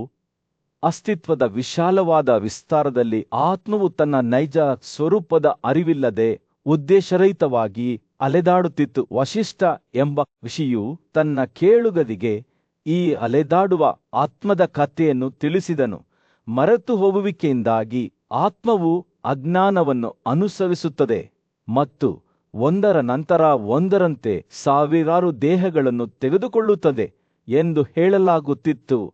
ಅದು ವಿವಿಧ ಪ್ರದೇಶಗಳನ್ನು ಹಾದು ಹೋಗುತ್ತದೆ, ಕೆಲವೊಮ್ಮೆ ಸ್ವರ್ಗಕ್ಕೆ ಏರುತ್ತದೆ ಮತ್ತು ಇತರ ಸಮಯಗಳು ನರಕದ ಆಳಕ್ಕೆ ಇಳಿಯುತ್ತದೆ. ಆತ್ಮವು ಈ ವೈವಿಧ್ಯಮಯ ಅಸ್ತಿತ್ವಗಳನ್ನು ಸಾಗಿಸುತ್ತಿದ್ದಂತೆ ಅದು ಗುಣಲಕ್ಷಣಗಳು ಮತ್ತು ಶಕ್ತಿಗಳಿಂದ ಸಿಕ್ಕಿಹಾಕಿಕೊಂಡಿತು. ಜೀವನದ ಪ್ರತಿಯೊಂದು ಅಂಶದಲ್ಲೂ ತನ್ನನ್ನು ತೊಡಗಿಸಿಕೊಂಡಿತು. ಸಂತೋಷ ಮತ್ತು ದುಃಖವನ್ನು ಮೀರಿದರೂ ಅದು ತನ್ನನ್ನು ತಾನು ಅವುಗಳ ಪ್ರಭಾವಕ್ಕೆ ಒಳಪಡಿಸಿಕೊಂಡಿತು. ಆತ್ಮವು ತನ್ನನ್ನು ತಾನು ವಿವಿಧ ಕಾಯಿಲೆಗಳಿಂದ ಬಳಲುತ್ತಿದೆ ಎಂದು ಪರಿಗಣಿಸಿತು. ತಲೆನೋವು, ಕಣ್ಣಿನ ನೋವು, ಹಲ್ಲು ನೋವು ಮತ್ತು ಇನ್ನೂ ಹೆಚ್ಚಿನವು ಅವುಗಳಿಂದ ಪ್ರತಿರಕ್ಷಿತವಾಗಿದ್ದರೂ ಸಹ ಆತ್ಮವು ಅಲೆದಾಡುತ್ತಿರುವಾಗ ಅದು ಅನೇಕ ವೇಷಗಳನ್ನು ಧರಿಸಿ ವಿವಿಧ ಗುಣಲಕ್ಷಣಗಳನ್ನು, ಬಟ್ಟೆಗಳನ್ನು ಮತ್ತು ಆಭರಣಗಳನ್ನು ಧರಿಸುತ್ತಿತ್ತು. ಅದು ಬಿಳಿ ನಿಲುವಂಗಿಗಳನ್ನು ಅಥವಾ ಸರಳವಾದ ಬಟ್ಟೆಗಳನ್ನು ಧರಿಸಿತ್ತು, ರತ್ನಗಳಿಂದ ಅಲಂಕರಿಸಲ್ಪಟ್ಟಿತ್ತು ಅಥವಾ ಬೆತ್ತಲೆಯಾಗಿತ್ತು. ಅದು ಬೇರುಗಳು ಮತ್ತು ಹಣ್ಣುಗಳಿಂದ ಹಿಡಿದು ಎಳ್ಳಿನ ಸಿಪ್ಪೆ ಅಥವಾ ಮೊಸರಿನ ಕೇಕ್ಗಳವರೆಗೆ ವಿವಿಧ ಆಹಾರಗಳನ್ನು ತಿನ್ನುತ್ತಿತ್ತು. ತಪಸ್ವಿಯ ಯಶಸ್ಸಿನ ಬಯಕೆಯಿಂದ ಪ್ರೇರೇಪಿಸಲ್ಪಟ್ಟ ಆತ್ಮವು ಗಾಳಿ, ನೀರು ಅಥವಾ ಗೋಮೂತ್ರದ ಮೇಲೆ ಸಹ ಬದುಕುತ್ತಿತ್ತು. ತನ್ನ ವಿವಿಧ ಅವತಾರಗಳಲ್ಲಿ ಆತ್ಮವು ವಿವಿಧ ಪ್ರತಿಜ್ಞೆಗಳನ್ನು ಮತ್ತು ನಿಯಮಗಳನ್ನು ಆಚರಿಸುತ್ತದೆ, ತಪಸ್ಸನ್ನು ಮಾಡುತ್ತದೆ ಮತ್ತು ಯಜ್ಞಗಳನ್ನು ಅರ್ಪಿಸುತ್ತದೆ. ಇದು ವ್ಯಾಪಾರಿಗಳು ಬ್ರಾಹ್ಮಣರು, ಕ್ಷತ್ರಿಯರು, ವೈಶ್ಯರು ಮತ್ತು ಶೂದ್ರರ ವಿಧಾನಗಳನ್ನು ಅಳವಡಿಸಿಕೊಂಡು ಅಗತ್ಯವಿರುವವರಿಗೆ ಉಡುಗೊರೆಗಳನ್ನು ನೀಡುತ್ತದೆ. ಆತ್ಮವು ತನ್ನನ್ನು ರಾಜ, ಪುರೋಹಿತ ಅಥವಾ ಯೋಧ ಎಂದು ಪರಿಗಣಿಸಿ ವಿವಿಧ ಪಾತ್ರಗಳು ಮತ್ತು ಗುಣಲಕ್ಷಣಗಳನ್ನು ಧರಿಸುತ್ತದೆ. ಪ್ರಕೃತಿಯ ಪ್ರಭಾವದ ಅಡಿಯಲ್ಲಿ ಆತ್ಮವು ಮಾರ್ಪಾಡಿಗೆ ಒಳಗಾಯಿತು. ಸತ್ವರಾಜರು ಮತ್ತು ತಮಸ್ತು ಬ್ರಹ್ಮಾಂಡವನ್ನು ನಿಯಂತ್ರಿಸುವ 3 ಗುಣಲಕ್ಷಣಗಳನ್ನು ಅಳವಡಿಸಿಕೊಂಡಿತು. ಅದು ತನ್ನ ಬಗ್ಗೆ ಈ ಎಲ್ಲಾ ಗುಣಲಕ್ಷಣಗಳನ್ನು ಗಮನಿಸಿ ಅಭ್ಯಾಸ ಮಾಡಿತು. ಆತ್ಮವು ಪವಿತ್ರ ಮಂತ್ರಗಳನ್ನು ಉಚ್ಚರಿಸಿತು, ತನ್ನ ಮೇಲಧಿಕಾರಿಗಳಿಗೆ ತಲೆಬಾಗಿತು ಮತ್ತು ತ್ಯಾಗಗಳನ್ನು ಮಾಡಿತು. ಕಥೆಯು ತೆರೆದುಕೊಳ್ಳುತ್ತಿದ್ದಂತೆ ಆತ್ಮವು ಜನನ ಮತ್ತು ಮರಣ ವಿವಾದಗಳು ಮತ್ತು ವಧೆಯ ಚಕ್ರದಲ್ಲಿ ಸಿಲುಕಿಕೊಂಡಿದೆ ಎಂಬುದು ಸ್ಪಷ್ಟವಾಯಿತು. ಬ್ರಹ್ಮಾಂಡದ ಹಿಂದಿನ ಸೃಜನಶೀಲ ಶಕ್ತಿಯಾದ ಪ್ರಕೃತಿ ದೇವಿಯು ಪ್ರತಿ ಸೃಷ್ಟಿಯೊಂದಿಗೆ ಈ ಚಕ್ರವನ್ನು ಹೊಸದಾಗಿ ಪ್ರಾರಂಭಿಸಲು ಕಾರಣವಾಯಿತು. ಸಾರ್ವತ್ರಿಕ ವಿನಾಶದ ಸಮಯ ಬಂದಾಗ ಅಸ್ತಿತ್ವದಲ್ಲಿರುವ ಎಲ್ಲ ವಸ್ತುಗಳು ಮತ್ತು ಗುಣಲಕ್ಷಣಗಳನ್ನು ಪರಮಾತ್ಮನು ಹಿಂತೆರೆದುಕೊಂಡನು. ಈ 3 ಗುಣಗಳನ್ನು ಮೀರಿ ಆತ್ಮವು ಕ್ರಿಯೆಗಳ ಮಾರ್ಗಕ್ಕೆ ಅಂಟಿಕೊಂಡಿತು ಎಂದು ವಸಿಷ್ಠ ಋಷಿಯು ಬಹಿರಂಗಪಡಿಸಿದನು. ಇದು ನಿರ್ದಿಷ್ಟ ಕ್ರಿಯೆಗಳನ್ನು, ನಿರ್ದಿಷ್ಟ ಗುಣಲಕ್ಷಣಗಳನ್ನು ಹೊಂದಿದ್ದು ನಿರ್ದಿಷ್ಟ ತುದಿಗಳನ್ನು ಉತ್ಪಾದಿಸುತ್ತದೆ ಎಂದು ಪರಿಗಣಿಸಿತು. ಇಡೀ ವಿಶ್ವವು ಪ್ರಕೃತಿಯಿಂದ ಕುರುಡಾಗಿತ್ತು, ರಾಜರು ಮತ್ತು ತಮರಿಂದ ಮುಳುಗಿತು. ಈ ಅಜ್ಞಾನದ ಪರಿಣಾಮವಾಗಿ ಜೀವನು ಆತ್ಮ ಈ ದುಃಖಗಳಿಂದ ಬಂಧಿಸಲ್ಪಟ್ಟಿದ್ದಾನೆ ಎಂದು ಭಾವಿಸಿದನು. ಅಜ್ಞಾನದ ಮೂಲಕ ಒಳ್ಳೆಯ ಕಾರ್ಯಗಳನ್ನು ಮಾಡುವ ಮೂಲಕ, ದೇವರ ಪ್ರದೇಶಗಳಲ್ಲಿ ಸಂತೋಷವನ್ನು ಅನುಭವಿಸುವ ಮೂಲಕ ಆ ದುಃಖಗಳನ್ನು ದಾಟಬಹುದೆಂದು ಜೀವ ಭಾವಿಸಿದನು. ಆದಾಗ್ಯೂ ಕೆಟ್ಟ ಕಾರ್ಯಗಳು ಅಂತ್ಯವಿಲ್ಲದ ದುಃಖಕ್ಕೆ ಕಾರಣವಾಗುತ್ತವೆ ಎಂದು ಅದು ನಂಬಿತು. ಮಾನವಕುಲದ ಸ್ಥಾನಮಾನವು ದೊಡ್ಡ ದುಃಖದಿಂದ ತುಂಬಿತ್ತು. ಅದರಿಂದ ಒಬ್ಬರು ನರಕಕ್ಕೆ ಮುಳುಗಿದರು ಮತ್ತು ಪ್ರತಿಯಾಗಿ ಹೀಗಾಗಿ ಅಲೆದಾಡುವ ಆತ್ಮದ ಕರೆ. ಪ್ರಾಚೀನ ಬುದ್ಧಿವಂತಿಕೆಯ ಕ್ಷೇತ್ರದಲ್ಲಿ ವಸಿಷ್ಠನು ಒಬ್ಬ ರಾಜನಿಗೆ ಆಳವಾದ ಜ್ಞಾನವನ್ನು ನೀಡಿದನು. ಬೇಸಿಗೆಯ ದಿನದಂದು ಸೌಮ್ಯವಾದ ಗಾಳಿಯಂತೆ ಅವನ ಧ್ವನಿಯು ಹೀಗೆ ಪ್ರಾರಂಭವಾಯಿತು: ಜೀವ ವೈಯಕ್ತಿಕ ಆತ್ಮ ಅಂತ್ಯವಿಲ್ಲದ ಪ್ರಯಾಣವನ್ನು ಪ್ರಾರಂಭಿಸುತ್ತದೆ. ಲಕ್ಷಾಂತರ ಮತ್ತು ಲಕ್ಷಾಂತರ ಜನ್ಮಗಳನ್ನು ಹಾದು ಹೋಗುತ್ತದೆ. ಪ್ರತಿಯೊಂದು ವಿಸರ್ಜನೆಗೆ ಉದ್ದೇಶಿಸಲಾಗಿದೆ. ವಸಿಷ್ಠರು ಮಾತನಾಡುತ್ತಿದ್ದಂತೆ ಅವರ ಮಾತುಗಳು ತಿಳುವಳಿಕೆಯ ಭಾವಚಿತ್ರವನ್ನು ಹುಟ್ಟುಹಾಕಿದವು. ಅವರು ಆಗಿ ಮಾರ್ಪಟ್ಟ ಪರಿಣಾಮವಾಗಿ ಅಜ್ಞಾನದಿಂದ ಹೂಡಿಕೆ ಮಾಡಿದರು. ಅವರು ವಿವರಿಸಿದರು: ಜೀವನು ವಿವಿಧ ವಾಸಸ್ಥಳಗಳಿಗೆ ತನ್ನನ್ನು ತೊಡಗಿಸಿಕೊಂಡಿದ್ದಾನೆ. ಅವುಗಳಲ್ಲಿ ಕೆಲವು ನಾಶಕ್ಕೆ ಒಳಗಾಗುತ್ತವೆ. ಋಷಿಯು ಮುಂದುವರೆದಂತೆ ರಾಜನ ಕಣ್ಣುಗಳು ವಿಶಾಲವಾದವು, ಚಂದ್ರರಂತೆ. ಚಂದ್ರ ಜೀವವು ಸಾವಿರಾರು ಮತ್ತು ಸಾವಿರಾರು ಬಾರಿ ಕ್ಷೀಣಿಸುತ್ತದೆ ಮತ್ತು ಕ್ಷೀಣಿಸುತ್ತದೆ. ಅಜ್ಞಾನದಿಂದ ಹೂಡಿಕೆ ಮಾಡಿದಾಗ ಇದು ನಿಜವಾಗಿಯೂ ಜೀವದ ಸ್ವಭಾವವಾಗಿದೆ. ವಸಿಷ್ಠನು ತನ್ನ ಮಾತುಗಳ ಭಾರವನ್ನು ರಾಜನ ಮೇಲೆ ಹೇರಲು ಬಿಡುತ್ತಾ ಒಂದು ಸೂಕ್ಷ್ಮವಾದ ನಗುವಿನೊಂದಿಗೆ ಒಂದು ಆಳವಾದ ಸತ್ಯವನ್ನು ಬಹಿರಂಗಪಡಿಸಿದನು. ಚಂದ್ರನಿಗೆ ವಾಸ್ತವದಲ್ಲಿ 16 ಭಾಗಗಳಿವೆ ಎಂದು ತಿಳಿಯಿರಿ ಎಂದು ಅವನು ಹೇಳಿದನು. ಕೇವಲ 15 ಭಾಗಗಳು ಮಾತ್ರ ಹೆಚ್ಚಾಗುತ್ತವೆ ಮತ್ತು ಕಡಿಮೆಯಾಗುತ್ತವೆ, ಆದರೆ 16ನೇ ಭಾಗವು ಸ್ಥಿರವಾಗಿರುತ್ತದೆ. ಅವನು ಚಂದ್ರ ಮತ್ತು ಜೀವದ ನಡುವಿನ ಸಾದೃಶ್ಯವನ್ನು ಚಿತ್ರಿಸುವಾಗ ಋಷಿಯ ಕಣ್ಣುಗಳು ಹೊಳೆಯುತ್ತಿದ್ದವು. ಚಂದ್ರನು ಈ 16 ಭಾಗಗಳನ್ನು ಹೊಂದಿರುವಂತೆಯೇ ಜೀವನು ಸಹ ಪೂರ್ಣ 16 ಭಾಗಗಳನ್ನು ಹೊಂದಿದ್ದಾನೆ. ಆದರೆ ಕೇವಲ 15 ಭಾಗಗಳು ಕಾಣಿಸಿಕೊಳ್ಳುತ್ತವೆ ಮತ್ತು ಕಣ್ಮರೆಯಾಗುತ್ತವೆ. ಋಷಿಯ ಮಾತುಗಳಿಂದ ಕುತೂಹಲಗೊಂಡ ರಾಜನು ಮುಂದೆ ವಾಲಿದನು. ವಸಿಷ್ಠನು ಮುಂದುವರಿಸಿದನು: ಈ 15 ಭಾಗಗಳಲ್ಲಿ ಚಿತ್ತನ ಪ್ರತಿಬಿಂಬದೊಂದಿಗೆ ಪ್ರಕೃತಿ, ಜ್ಞಾನ ಮತ್ತು ಕ್ರಿಯೆಯ 10 ಇಂದ್ರಿಯಗಳು ಮತ್ತು 4 ಆಂತರಿಕ ಸಾಮರ್ಥ್ಯಗಳು ಮಾರ್ಪಾಡಿಗೆ ಒಳಪಟ್ಟಿವೆ. ಅವನು ವಿರಾಮಗೊಳಿಸಿದನು. ಅವನ ಧ್ವನಿಯು ಗೌರವದ ಟಿಪ್ಪಣಿಯನ್ನು ತೆಗೆದುಕೊಳ್ಳುತ್ತದೆ. ಆದರೆ ಜೀವನದ ಹರಿವಿನಿಂದ ಬದಲಾಗದ ಒಂದು ಭಾಗವಿದೆ. ಈ 16ನೇ ಭಾಗವು ಸೂಕ್ಷ್ಮವಾಗಿದೆ, ಸೋಮ ಎಂದು ಕರೆಯಲ್ಪಡುತ್ತದೆ, ಶಾಶ್ವತ ಮತ್ತು ಬದಲಾಗದ. ವಸಿಷ್ಠನು ಮಾತನಾಡುತ್ತಿದ್ದಂತೆ ರಾಜನ ಮನಸ್ಸು ಈ ಪದಗಳ ಆಳವಾದ ಪರಿಣಾಮಗಳನ್ನು ಗ್ರಹಿಸಲು ಪ್ರಾರಂಭಿಸಿತು. ಈ 16ನೇ ಭಾಗವು ಎಲ್ಲಾ ಸೃಷ್ಟಿಗಳ ಮೂಲವಾಗಿದೆ, ಜನನ ಮತ್ತು ಅಸ್ತಿತ್ವಕ್ಕೆ ಕಾರಣವಾಗಿದೆ ಎಂದು ಋಷಿ ವಿವರಿಸಿದರು. ಆ 16 ಭಾಗಗಳು ಜೀವಿಗಳ ಜನನಕ್ಕೆ ಕಾರಣವಾಗಿರುವುದರಿಂದ ಅವರು ಹೇಳಿದರು, ಜೀವಿಗಳು ಅವುಗಳ ಸಹಾಯವಿಲ್ಲದೆ ಎಂದಿಗೂ ಜನಿಸುವುದಿಲ್ಲ, ಅವುಗಳನ್ನು ಪ್ರಕೃತಿ ಎಂದು ಕರೆಯಲಾಗುತ್ತದೆ. ವಸಿಷ್ಠನು ಜೀವದ ಪ್ರಯಾಣದ ಅಂತಿಮ ಗುರಿಯನ್ನು ಬಹಿರಂಗಪಡಿಸಿದಾಗ ರಾಜನ ಕಣ್ಣುಗಳು ಅಗಲವಾದವು. ಪ್ರಕೃತಿಯೊಂದಿಗೆ ಒಗ್ಗೂಡಲು ಜೀವದ ಹೊಣೆಗಾರಿಕೆಯನ್ನು ನಾಶಪಡಿಸುವುದನ್ನು ವಿಮೋಚನೆ ಎಂದು ಕರೆಯಲಾಗುತ್ತದೆ. ಋಷಿಯ ಮಾತುಗಳು ಗಾಳಿಯಲ್ಲಿ ತೂಗಾಡುತ್ತಿದ್ದವು. ವಿಮೋಚನೆಯ ಆಳವಾದ ಹಂಬಲದಿಂದ ತುಂಬಿದವು. ನಂತರದ ನಿಶ್ಚಲತೆಯಲ್ಲಿ ವಸಿಷ್ಠನು 16 ಭಾಗಗಳ ದೇಹವನ್ನು ತನ್ನದನ್ನು ಪರಿಗಣಿಸಿದ ಮಹಾ ಆತ್ಮದ ಬಗ್ಗೆ ಮಾತನಾಡಿದನು. ಈ ಆತ್ಮ, ಅವನು ಹೇಳಿದನು, ಅದರ ನಿಜವಾದ ಸ್ವರೂಪದ ಬಗ್ಗೆ ಅರಿವಿಲ್ಲದೆ ಅದನ್ನು ಪದೇ ಪದೇ ಊಹಿಸುತ್ತದೆ. ಜ್ಞಾನದಿಂದ ಕೂಡಿದ ಜೀವವು ಹೇಗೆ ಅಶುದ್ಧವಾದುದಕ್ಕೆ ಭಕ್ತಿಯಿಂದಾಗಿ ಅಜ್ಞಾನದೊಂದಿಗೆ ಸಂಬಂಧಿಸಿದೆ ಎಂಬುದನ್ನು ವಿವರಿಸುವಾಗ ಋಷಿಯ ಧ್ವನಿಯು ದುಃಖದ ಟಿಪ್ಪಣಿಯನ್ನು ತೆರೆದುಕೊಂಡಿತು. ರಾಜನ ಮಾತುಗಳು ಕೇಳುತ್ತಿದ್ದಂತೆ ಬುದ್ಧಿವಂತ ರಾಜನಾದ ಜನಕನ ಸಮ್ಮುಖದಲ್ಲಿ ಸೃಷ್ಟಿ ರಹಸ್ಯಗಳ ಬಗ್ಗೆ ಚಿಂತನೆಯಲ್ಲಿ ನಿರತರಾಗಿದ್ದ ವಸಿಷ್ಠ ಋಷಿಯು ಘನತೆವೆತ್ತರೆ ಎಂದು ಹೇಳಿದನು. ವಸಿಷ್ಠನು ಪುರುಷ ಮತ್ತು ಸ್ತ್ರೀ ನಡುವಿನ ಸಂಬಂಧವು ಅವಿನಾಭಾವ ಪುರುಷ ಮತ್ತು ವಿನಾಶಕಾರಿಯಾದ ಪ್ರಕೃತಿ ನಡುವಿನ ಸಂಬಂಧವನ್ನು ಹೋರುತ್ತದೆ. ಮಹಿಳೆಯು ಪುರುಷನಿಲ್ಲದೆ ಗರ್ಭಧರಿಸಲು ಸಾಧ್ಯವಿಲ್ಲದಂತೆಯೇ ಪುರುಷನು ಮಹಿಳೆಯಿಲ್ಲದೆ ರೂಪವನ್ನು ಸೃಷ್ಟಿಸಲು ಸಾಧ್ಯವಿಲ್ಲದಂತೆಯೇ ಅವರ ಸಂಯೋಗ ಮತ್ತು ಪರಸ್ಪರ ಅವಲಂಬನೆಯು ವೈವಿಧ್ಯಮಯ ಜೀವಿಗಳಿಗೆ ಕಾರಣವಾಗುತ್ತದೆ. ವೇದಗಳು ಮತ್ತು ಇತರ ಧರ್ಮಗ್ರಂಥಗಳ ಬೋಧನೆಗಳನ್ನು ನೆನಪಿಸಿಕೊಳ್ಳುತ್ತಾ ಜನಕನು ತಿಳುವಳಿಕೆಯಲ್ಲಿ ತಲೆಯಾಡಿಸಿದನು.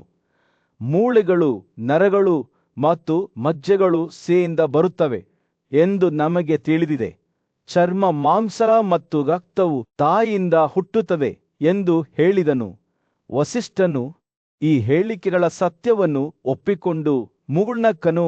ಆದಾಗ್ಯೂ ಮಹಾರಾಜರೇ, ನಾವು ನಮ್ಮ ತಿಳುವಳಿಕೆಯನ್ನು ಕೇವಲ ಪಠ್ಯಗಳಿಗೆ ಸೀಮಿತಗೊಳಿಸಬಾರದು. ಅದರ ನಿಜವಾದ ಅರ್ಥವನ್ನು ಗ್ರಹಿಸದೆ ಕೇವಲ ಗ್ರಂಥವನ್ನು ಕಂಠಪಾಠ ಮಾಡುವವನು ಖಾಲಿ ಚೀಲವನ್ನು ಹೊತ್ತ ಪ್ರಯಾಣಿಕನಂತೆ ವಸಿಷ್ಠನು ನಿಲ್ಲಿಸಿ ತನ್ನ ಆಲೋಚನೆಗಳನ್ನು ಸಂಗ್ರಹಿಸುತ್ತಾ ಮುಂದುವರಿಯುತ್ತಾನೆ. ಸಾಂಖ್ಯ ಮತ್ತು ಯೋಗ ಪದ್ಧತಿಗಳ ಸಂಪ್ರದಾಯದಲ್ಲಿ ಬುದ್ಧಿವಂತರು ವಿಮೋಚನೆಯ ಸ್ವರೂಪದ ಬಗ್ಗೆ ದೀರ್ಘಕಾಲದವರೆಗೆ ಯೋಚಿಸಿದ್ದಾರೆ. ಚರ್ಮ, ಮಾಂಸ, ರಕ್ತ, ಕೊಬ್ಬು, ಪಿತ್ತರಸ, ಮಜ್ಜೆ, ಮೂಳೆಗಳು ಮತ್ತು ನರಗಳು, ಈ ಎಲ್ಲಾ ಗುಣಲಕ್ಷಣಗಳು ಸೃಷ್ಟಿಯ ಮೂಲತತ್ವವಾದ ಪ್ರಕೃತಿಯಿಂದ ಉದ್ಭವಿಸುತ್ತವೆ ಎಂದು ಅವರು ಅರ್ಥ ಮಾಡಿಕೊಳ್ಳುತ್ತಾರೆ. ಆದರೂ ನಾವು ಇಂದ್ರಿಯರು, ಬೀಜದ್ರವ್ಯ ಅಥವಾ ದೇಹವಿಲ್ಲದ ಪರಮಾತ್ಮನನ್ನು ಗಮನಿಸುವಾಗ ಅದು ಯಾವುದೇ ಗುಣಲಕ್ಷಣಗಳನ್ನು ಹೇಗೆ ಹೊಂದಿರುತ್ತದೆ? ವಸಿಷ್ಠನು ಮತ್ತಷ್ಟು ವಿವರಿಸುತ್ತಿದ್ದಂತೆ ಜನಕನ ಕಣ್ಣುಗಳು ಕುತೂಹಲದಿಂದ ವಿಶಾಲವಾದವು. ಸತ್ವರಾಜ ಮತ್ತು ತಮಗಳ ಗುಣಲಕ್ಷಣಗಳು ಇವು ಪ್ರಕೃತಿಯಿಂದ ಹೊರಹೊಮ್ಮುವ 3 ಗುಣಗಳು. ಆದರೆ ಪರಮ ಆತ್ಮದ ಬಗ್ಗೆ ಏನು? ಇದು ಎಲ್ಲಾ ಗುಣಲಕ್ಷಣಗಳನ್ನು ಮೀರಿ ಅಪ್ರಕಟಿತ ಮತ್ತು ಶಾಶ್ವತವಲ್ಲವೇ? ವಸಿಷ್ಠನ ಮಾತುಗಳು ಪಿಸುಗುಟ್ಟಿದ ರಹಸ್ಯದಂತೆ ಗಾಳಿಯಲ್ಲಿ ತೂಗಾಡುತ್ತಿದ್ದವು. ಸೂರ್ಯನು ಮುಳುಗಲು ಪ್ರಾರಂಭಿಸಿದಾಗ ದೃಶ್ಯದ ಮೇಲೆ ಬೆಚ್ಚಗಿನ ಹೊಳಪನ್ನು ಬೀಸಿದ ಜನಕನು ಮುಂದೆ ವಾಲಿದ್ದನು. ಅವನ ಧ್ವನಿಯು ಹಂಬಲದಿಂದ ತುಂಬಿತು. ಹೇಳಿ, ವಸಿಷ್ಠ ಋಷಿಯೇ, ಎಲ್ಲಾ ಗುಣಗಳನ್ನು ಮೀರಿದ ಈ ಪರಮಾತ್ಮನು ಯಾರು? ನಾವು ಹೇಗೆ ವಿಮೋಚನೆಯನ್ನು ಸಾಧಿಸಬಹುದು ಮತ್ತು ಅದನ್ನು ನೋಡಬಹುದು? ವಸಿಷ್ಠನ ನಗು ಬೇಸಿಗೆಯ ದಿನದಂದು ಸೌಮ್ಯವಾದ ಗಾಳಿಯಂತೆ ಇತ್ತು. ನನ್ನ ರಾಜ, ಅವನು ಹೇಳಿದನು, ಬುದ್ಧಿವಂತರು ಪರಮ ಆತ್ಮದ ಸತ್ಯವನ್ನು ಬಹಳ ಹಿಂದಿನಿಂದಲೂ ತಿಳಿದಿದ್ದಾರೆ. ಅದು ತಿಳುವಳಿಕೆಗೆ ಮೀರಿದೆ, ಆದರೂ ಅತ್ಯುನ್ನತ ಬುದ್ಧಿವಂತಿಕೆಯಿಂದ ಕೂಡಿದೆ. ಜೀವಾತ್ಮವು ಪ್ರಕೃತಿ ಮತ್ತು ಅದರ ಎಲ್ಲಾ ಗುಣಲಕ್ಷಣಗಳೊಂದಿಗಿನ ತನ್ನ ಬಾಂಧವ್ಯವನ್ನು ಜಯಿಸಿದಾಗ ಅದು ಪರಮ ಆತ್ಮವನ್ನು ಅದರ ನಿಜವಾದ ರೂಪದಲ್ಲಿ, ಶಾಶ್ವತ, ಅಪರಿವರ್ತನೀಯ ಮತ್ತು ಶುಭ ರೂಪದಲ್ಲಿ ನೋಡುತ್ತದೆ. ಆ ಕ್ಷಣದಲ್ಲಿ ಜನಕನು ತನ್ನ ಮೇಲೆ ಆಳವಾದ ಹಂಬಲ ಮತ್ತು ಭಯವನ್ನು ಅನುಭವಿಸಿದನು. ತನ್ನ ಮುಂದೆ ಇರುವ ರಹಸ್ಯಗಳ ಮೇಲ್ಮೈಯನ್ನು ಮಾತ್ರ ತಾನು ಗೀಚಿದನೆಂದು ಅವನಿಗೆ ತಿಳಿದಿತ್ತು. ಆದ್ದರಿಂದ ತೆರೆದ ಹೃದಯ ಮತ್ತು ಮನಸ್ಸಿನಿಂದ ವಸಿಷ್ಠನು ವಿಚಾರಣೆಯ 25 ವಿಷಯಗಳ ಬಗ್ಗೆ ಮಾತನಾಡುವಾಗ ಅವನು ಆಲಿಸಿದನು ಮತ್ತು ಅವು ಪರಮಾತ್ಮನ ತಿಳುವಳಿಕೆಗೆ ಹೇಗೆ ಕಾರಣವಾದವೆಂಬುದನ್ನೇ. ತನ್ನ ರಾಜ್ಯದ ಪ್ರಶಾಂತ ಪರಿಸರದಲ್ಲಿ ರಾಜ ಜನಕನು ಬ್ರಹ್ಮಾಂಡದ ನಿಗೂಢತೆಗಳ ಬಗ್ಗೆ ಪೂಜ್ಯ ಋಷಿ ವಸಿಷ್ಠನಿಂದ ಮಾರ್ಗದರ್ಶನವನ್ನು ಪಡೆದನು. ರಾಜನ ಕುತೂಹಲವು ಏಕತೆ ಮತ್ತು ಬಹುಗುಣದ ಪರಿಕಲ್ಪನೆಯಿಂದ ಪ್ರಚೋದಿಸಲ್ಪಟ್ಟಿತು. ಇದು ಅವನು ಕೇಳಿದ ಅವಿನಾಭವ ಅಕ್ಷರ ಮತ್ತು ವಿನಾಶಕಾರಿ ಕ್ಷಾರದ ಗುಣಲಕ್ಷಣಗಳಾಗಿವೆ. ಅರಸನ ಕಲಿಕೆಯ ಉತ್ಸಾಹವನ್ನು ಅರಿತ ವಸಿಷ್ಠನು ಯೋಗದ ತತ್ವಗಳನ್ನು ವಿವರಿಸಲು ಪ್ರಾರಂಭಿಸಿದನು. ಚಿಂತನೆಯು ಯೋಗಿಗಳ ಅತ್ಯುನ್ನತ ಶಕ್ತಿಯಾಗಿದೆ ಎಂದು ಅವನು ಹೇಳಿದನು. ಇದು 2 ರೂಪಗಳಲ್ಲಿ ಬರುತ್ತದೆ: ಮನಸ್ಸಿನ ಏಕಾಗ್ರತೆ ಮತ್ತು ಪ್ರಾಣಾಯಾಮ ಅಥವಾ ಉಸಿರಾಟದ ನಿಯಂತ್ರಣ. ಯೋಗಿ ತಮ್ಮ ಇಡೀ ಜೀವನವನ್ನು ಚಿಂತನೆಗೆ ಮೀಸಲಿಡಬೇಕು ಎಂದು ಒತ್ತಿ ಹೇಳಿದರು. ಅವರು ತಿನ್ನಲು, ಕುಡಿಯಲು ಮತ್ತು ತಮ್ಮನ್ನು ತಾವು ಉಪಶಮನ ಮಾಡಿಕೊಳ್ಳಲು 3 ಬಾರಿ ಹೊರತುಪಡಿಸಿ ವಸಿಷ್ಠನು ಮಾತನಾಡುತ್ತಿದ್ದಂತೆ ರಾಜನು ಶ್ರದ್ಧೆಯಿಂದ ಆಲಿಸಿದನು. ದೈವಿಕತೆಯೊಂದಿಗೆ ಅಂತಹ ಏಕತೆಯ ಸ್ಥಿತಿಯನ್ನು ಹೇಗೆ ಸಾಧಿಸಬಹುದು ಎಂದು ಅವನು ಕೇಳಿದನು. ಋಷಿ ಉತ್ತರಿಸಿದನು, ಅಜ್ಞಾನ ಅಥವಾ ಪ್ರಕೃತಿ ಎಂದು ಕರೆಯಲ್ಪಡುವ 24ನೇ ವಿಷಯವನ್ನು ಮೀರಿದ ಸಂಗತಿಯೊಂದಿಗೆ ಜೀವಾತ್ಮವನ್ನು ಒಗ್ಗೂಡಿಸಬೇಕು. ಮನಸ್ಸನ್ನು ಶಾಂತಗೊಳಿಸಲು ಮತ್ತು ಇಂದ್ರಿಯಗಳನ್ನು ಅವುಗಳ ವಸ್ತುಗಳಿಂದ ಹೊರತೆಗೆಯಲು ವಿವಿಧ ವಿಧಾನಗಳನ್ನು ಬಳಸಿಕೊಂಡು ಯೋಗದ ಅಭ್ಯಾಸದ ಮೂಲಕ ಇದನ್ನು ಸಾಧಿಸಬಹುದು. ರಾಜನ ಕುತೂಹಲವು ಈಗ ಪೂರ್ಣವಾಗಿ ಕೆರಳಿತ್ತು. ಈ ನಿಗೂಢ ಸ್ಥಿತಿಯ ಬಗ್ಗೆ ಇನ್ನಷ್ಟು ವಿವರಿಸಲು ಅವನು ವಸಿಷ್ಠನನ್ನು ಕೇಳಿದನು. ಒಬ್ಬರ ಮನಸ್ಸು ಎಲ್ಲ ಆಲೋಚನೆಗಳು, ಆಸೆಗಳು ಮತ್ತು ಮೋಹಗಳಿಂದ ಮುಕ್ತವಾಗಿರುವ ಸ್ಥಳವೆಂದು ಋಷಿ ಇದನ್ನು ವಿವರಿಸಿದ್ದಾರೆ. ಒಬ್ಬನು ಮರದ ತುಂಡು ಇದ್ದಾಗ ಅವನು ಹೇಳಿದನು, ಆಗ ಅವರು ಪರಿಪೂರ್ಣ ಯೋಗದಲ್ಲಿದ್ದಾರೆ. ಅಂತಹ ಸಮಯದಲ್ಲಿ ಯೋಗಿ ಗಾಳಿ ಇಲ್ಲದ ಸ್ಥಳದಲ್ಲಿ ದೀಪದಂತೆ ಹೊಳೆಯುತ್ತಾನೆ. ಅವರ ಸೂಕ್ಷ್ಮ ರೂಪವು ಕಣ್ಮರೆಯಾಗುತ್ತದೆ ಮತ್ತು ಅವರು ಬ್ರಹ್ಮನೊಂದಿಗೆ ಸಂಪೂರ್ಣವಾಗಿ ಒಗ್ಗೂಡುತ್ತಾರೆ. ವಸಿಷ್ಠನು ವಿವರಿಸಿದಂತೆ ರಾಜನು ವಿಸ್ಮಯದಿಂದ ಆಲಿಸಿದನು. ಇದು ಊಟದ ಸೂಕ್ಷ್ಮವಾದದ್ದಕ್ಕಿಂತ ಸೂಕ್ಷ್ಮವಾದ ಮತ್ತು ಶ್ರೇಷ್ಠವಾದದ್ದಕ್ಕಿಂತ ದೊಡ್ಡದಾಗಿದೆ. ನಂತರ ಋಷಿಯು ಸಾಂಖ್ಯ ತತ್ವಶಾಸ್ತ್ರವನ್ನು ವಿವರಿಸಲು ತಿರುಗಿದನು. ಅದು ಪ್ರಕೃತಿಯನ್ನು ಎಲ್ಲ ಸೃಷ್ಟಿಗಳು ಉದ್ಭವಿಸುವ ಅಪ್ರಕಟಿತ ತತ್ವವೆಂದು ಪರಿಗಣಿಸುತ್ತದೆ. ಪ್ರಕೃತಿಯಿಂದ 5 ಸ್ಥೂಲ ಅಂಶಗಳು ಹೊರಹೊಮ್ಮುತ್ತವೆ: ಮನಸ್ಸು ಸೇರಿದಂತೆ ಕ್ರಿಯೆ ಮತ್ತು ಜ್ಞಾನದ 10 ಇಂದ್ರಿಯಗಳು, ಮತ್ತು ಈ ತತ್ವಗಳ ಮಾರ್ಪಾಡುಗಳು 16 ಸಂಖ್ಯೆಯಲ್ಲಿವೆ. ವಸಿಷ್ಠನು ಈ ತತ್ವಗಳನ್ನು ಜನನ ಮತ್ತು ಪುನರ್ಜನ್ಮದ ಚಕ್ರದಲ್ಲಿ ಹೇಗೆ ಸೃಷ್ಟಿಸಲಾಗುತ್ತದೆ ಮತ್ತು ನಾಶಪಡಿಸಲಾಗುತ್ತದೆ ಎಂಬುದನ್ನು ವಿವರಿಸಿದಾಗ ರಾಜನು ಶ್ರದ್ಧೆಯಿಂದ ಆಲಿಸಿದನು. ಋಷಿಯು ಮಾತನಾಡುವುದನ್ನು ಮುಗಿಸಿದಾಗ ರಾಜನು ತನ್ನ ತಿಳುವಳಿಕೆಯನ್ನು ವಿಸ್ತರಿಸಿದನೆಂದು ಭಾವಿಸಿದನು. ಪ್ರಕೃತಿಯು ಎಲ್ಲ ಕ್ಷೇತ್ರಗಳು ಅಥವಾ ಮಣ್ಣಿನ ಮೇಲೆ ಆಳ್ವಿಕೆ ನಡೆಸುವ ಪರಮ ಆತ್ಮದ ಮಾರ್ಗದರ್ಶನದಲ್ಲಿ ಅನೇಕ ರೂಪಗಳನ್ನು ತೆಗೆದುಕೊಳ್ಳುವ ಮಣ್ಣಿನಂತಿದೆ ಎಂದು ಅವನು ಅರಿತುಕೊಂಡನು.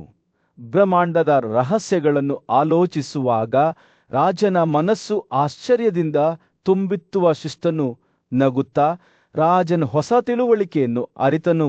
ಅವನ ವಿವರಣೆಗಳು ರಾಜನ ಹೃದಯದಲ್ಲಿ ಒಂದು ಹೊಳಪನ್ನು ಹುಟ್ಟುಹಾಕಿವು ಮತ್ತು ಜನಕನು ಯೋಗ ಮತ್ತು ಸಾಂಖ್ಯ ತತ್ವಶಾಸ್ತ್ರದ ರಹಸ್ಯಗಳನ್ನು ಆಳವಾಗಿ ಪರಿಶೀಲಿಸಿದಾಗ ಈ ಹೊಳಪು ಹೊಳೆಯುತ್ತಲೇ ಇರುತ್ತದೆ ಎಂದು ಅವನಿಗೆ ತಿಳಿದಿತ್ತು. ಪ್ರಶಾಂತವಾದ ಕಾಡಿನ ಹೊದಿಕೆಯಲ್ಲಿ ವಸಿಷ್ಠನು ಕಲ್ಲಿನ ಪೀಠದ ಮೇಲೆ ಅಡ್ಡ ಕಾಲಿನೊಂದಿಗೆ ಕುಳಿತಿದ್ದನು. ಶಾಂತವಾದ ಧ್ವನಿಯಲ್ಲಿ ಮಾತನಾಡಲು ಪ್ರಾರಂಭಿಸಿದಾಗ ಅವನ ಕಣ್ಣುಗಳು ಮುಚ್ಚಿದ್ದವು.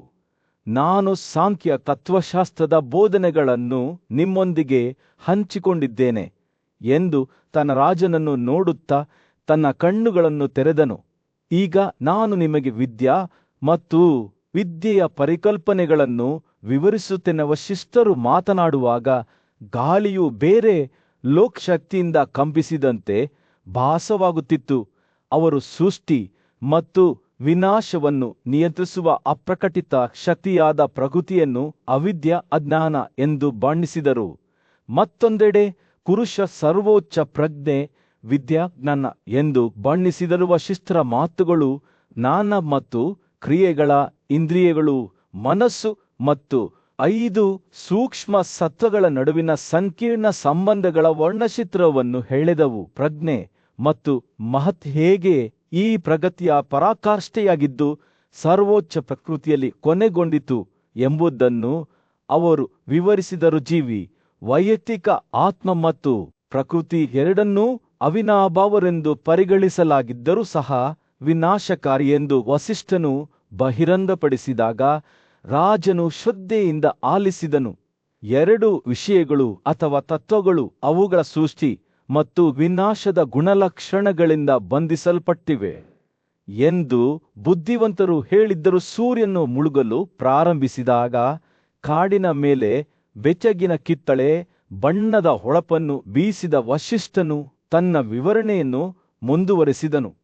25ನೇ ತತ್ವವಾದ ಪುರುಷನನ್ನು ಹೇಗೆ ಕ್ಷೇತ್ರ ಕರ್ಮಕ್ಷೇತ್ರ ಎಂದು ಕರೆಯಲಾಗುತ್ತಿತ್ತು ಎಂಬುದರ ಬಗ್ಗೆ ಅವನು ಹೇಳಿದನು.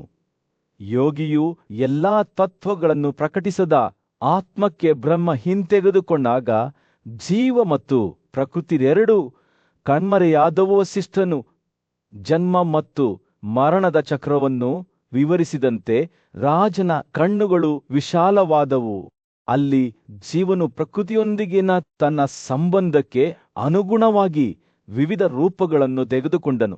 ಕ್ಷೇತ್ರಜನನು ತನ್ನ ಸ್ವಂತ ಉತ್ಪಾದನಾ ಕಾರ್ಯದಲ್ಲಿ ವಿಲೀನಗೊಂಡಾಗ ಗುಣಲಕ್ಷಣಗಳಿಂದ ವಂಚಿತನಾದನು. ಅವುಗಳನ್ನು ಮತ್ತೆ ಪಡೆದುಕೊಳ್ಳಲು ಮಾತ್ರ ರಾತ್ರಿಯ ಆಕಾಶದಲ್ಲಿ ನಕ್ಷತ್ರಗಳು ಮಿನುಗಲು ಪ್ರಾರಂಭಿಸಿದಾಗ ವಸಿಷ್ಠನ ಮಾತುಗಳು ಜೀವದ ವಿಲಾಪದ ಕಟುವಾದ ಚಿತ್ರಣವನ್ನು ಚಿತ್ರಿಸಿದವು. ವ್ಯಕ್ತಿ ತನ್ನ ಅಜ್ಞಾನದ ಬಗ್ಗೆ ದುಃಖಿತನಾಗಿದ್ದನು. ಜನನ ಮತ್ತು ಮರಣದ ಚಕ್ರದಲ್ಲಿ ಬಿದ್ದು ಪ್ರಕೃತಿಯನ್ನು ಅದರ ನಿಜವಾದ ಸ್ವರೂಪವೆಂದು ತಪ್ಪಾಗಿ ಭಾವಿಸಿದನು. ಜೀವನು ಪರಮಾತ್ಮನನ್ನು ಅರ್ಥ ಮಾಡಿಕೊಂಡಾಗ ವಿನಾಶಕಾರಿಯನ್ನು ತ್ಯಜಿಸಲು ಮತ್ತು ಅವಿನಾಭಾವದೊಂದಿಗೆ ತನ್ನ ಗುರುತನ್ನು ಸಾಧಿಸಲು ಹೇಗೆ ಸಾಧ್ಯವಾಯಿತು ಎಂಬುದನ್ನು ವಸಿಷ್ಠನು ವಿವರಿಸುತ್ತಿದ್ದಂತೆ ರಾಜನು ತನ್ನ ಕಣ್ಣುಗಳಲ್ಲಿ ಕಣ್ಣೀರಿನಿಂದ ಆಲಿಸಿದನು. ಈಗ ಜಾಗೃತನಾದ ವೈಯಕ್ತಿಕ ಆತ್ಮವು ತನ್ನ ನಿಜವಾದ ಸ್ವರೂಪವನ್ನು ಅರಿತುಕೊಂಡಿತು. ನಿರಾಕಾರ, ಕಳಂಕರಹಿತ ಮತ್ತು ಲಗತ್ತುಗಳಿಲ್ಲದ ರಾತ್ರಿ ಆಳವಾಗುತ್ತಿದ್ದಂತೆ ವಸಿಷ್ಠನ ಮಾತುಗಳು ರಾಜನನ್ನು ಸ್ವಯಂ ಆವಿಷ್ಕಾರದ ಪ್ರಯಾಣಕ್ಕೆ ಕರೆದೊಯ್ಯುವಂತೆ ತೋರುತ್ತಿತ್ತು. ಅವನು ತನ್ನನ್ನು ಪ್ರಕೃತಿಯ ಬಲೆಯಲ್ಲಿ ಸಿಕ್ಕಿಹಾಕಿಕೊಂಡ ಮೀನಿನಂತೆ ಕಂಡನು. ಜನನ ಮತ್ತು ಮರಣದ ಚಕ್ರದಿಂದ ಸ್ವಾತಂತ್ರ್ಯಕ್ಕಾಗಿ ಹಾತೊರೆಯುತ್ತಿದ್ದನು. ಹೊಸ ತಿಳುವಳಿಕೆಯೊಂದಿಗೆ ರಾಜನು ತನ್ನ ಆಸಕ್ತಿಗಳನ್ನು ತ್ಯಜಿಸಿ ಪರಮಾತ್ಮನಲ್ಲಿ ಆಶ್ರಯ ಪಡೆಯುವುದಾಗಿ ಪ್ರತಿಜ್ಞೆ ಮಾಡಿದನು. ಕಾಡಿನ ರಾತ್ರಿಯು ಉದಯಕ್ಕೆ ದಾರಿ ಮಾಡಿಕೊಟ್ಟಂತೆ ರಾಜಮನೆತನದ ಆಸ್ಥಾನದ ಪ್ರಶಾಂತ ಪರಿಸರದಲ್ಲಿ ವಸಿಷ್ಠನು ಪರಮಾತ್ಮ, ಬುದ್ಧರು ಮತ್ತು ವೈಯಕ್ತಿಕ ಆತ್ಮದ ಅಬುಧ ಸ್ವರೂಪದ ಬಗ್ಗೆ ಆಳವಾದ ಪ್ರವಚನವನ್ನು ಹಂಚಿಕೊಳ್ಳಲು ಪ್ರಾರಂಭಿಸಿದನು. ಅವನು ಗೌರವದಿಂದ ಮಾತನಾಡುತ್ತಿದ್ದನು. ಅವನ ಮಾತುಗಳು ಭಕ್ತಿಯಿಂದ ತೊಟ್ಟಿಕ್ಕಿದವು. ಗಮನವಿಟ್ಟು ಆಲಿಸಿ, ಓ ಮಹಾರಾಜನೇ, ವಸಿಷ್ಠನು ಹೇಳಿದವು, ನಾನು ವಿವರಿಸುವಾಗ ಪರಮಾತ್ಮನು ಹೇಗೆ ಅನೇಕ ರೂಪಗಳನ್ನು ಪಡೆದುಕೊಳ್ಳುತ್ತಾನೆ, ವೈಯಕ್ತಿಕ ಆತ್ಮದೊಂದಿಗೆ ಒಂದಾಗುತ್ತಾನೆ. ಈ ಪರಿವರ್ತನೆಯ ಸ್ಥಿತಿಯಲ್ಲಿ ವೈಯಕ್ತಿಕ ಆತ್ಮವು ಈ ರೂಪಗಳನ್ನು ನಿಜವೆಂದು ಪರಿಗಣಿಸುತ್ತದೆ. ಅವು ಕೇವಲ ಭ್ರಮೆಗಳೆಂದು ತಿಳಿದಿರುವುದಿಲ್ಲ.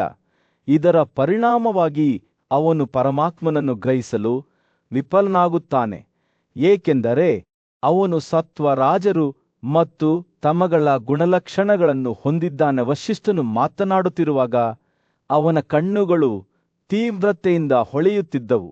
ಅವನ ಧ್ವನಿಯು ದೃಢನಿಶ್ಚಯದಿಂದ ತುಂಬಿತ್ತು. ಓ ಮಹಾರಾಜ, ಒಬ್ಬ ವ್ಯಕ್ತಿಯ ಆತ್ಮವು ನಿರಂತರವಾಗಿ ಹರಿಯುವ ನದಿಯಂತೆ ಪ್ರತಿ ಕ್ಷಣವೂ ಮಾರ್ಪಾಡುಗಳಿಗೆ ಒಳಗಾಗುತ್ತದೆ.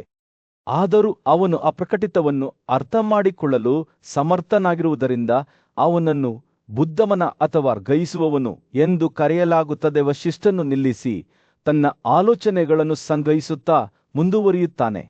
ಆದರೆ ಒಬ್ಬ ವ್ಯಕ್ತಿಯು ಬುದ್ಧಿವಂತಿಕೆಯಿಲ್ಲದ ಮತ್ತು ಸೃಷ್ಟಿ ಮತ್ತು ವಿನಾಶದ ಗುಣಲಕ್ಷಣಗಳಿಗೆ ಒಳಪಟ್ಟಿರುವ 25ನೇ ತತ್ವವನ್ನು ಪ್ರಕೃತಿ ಅರ್ಥಮಾಡಿಕೊಳ್ಳುವಲ್ಲಿ ಯಶಸ್ವಿಯಾದಾಗ ಅವನು ತನ್ನ ಗುಣಲಕ್ಷಣಗಳಿಂದ ವಂಚಿತನಾಗುತ್ತಾನೆ.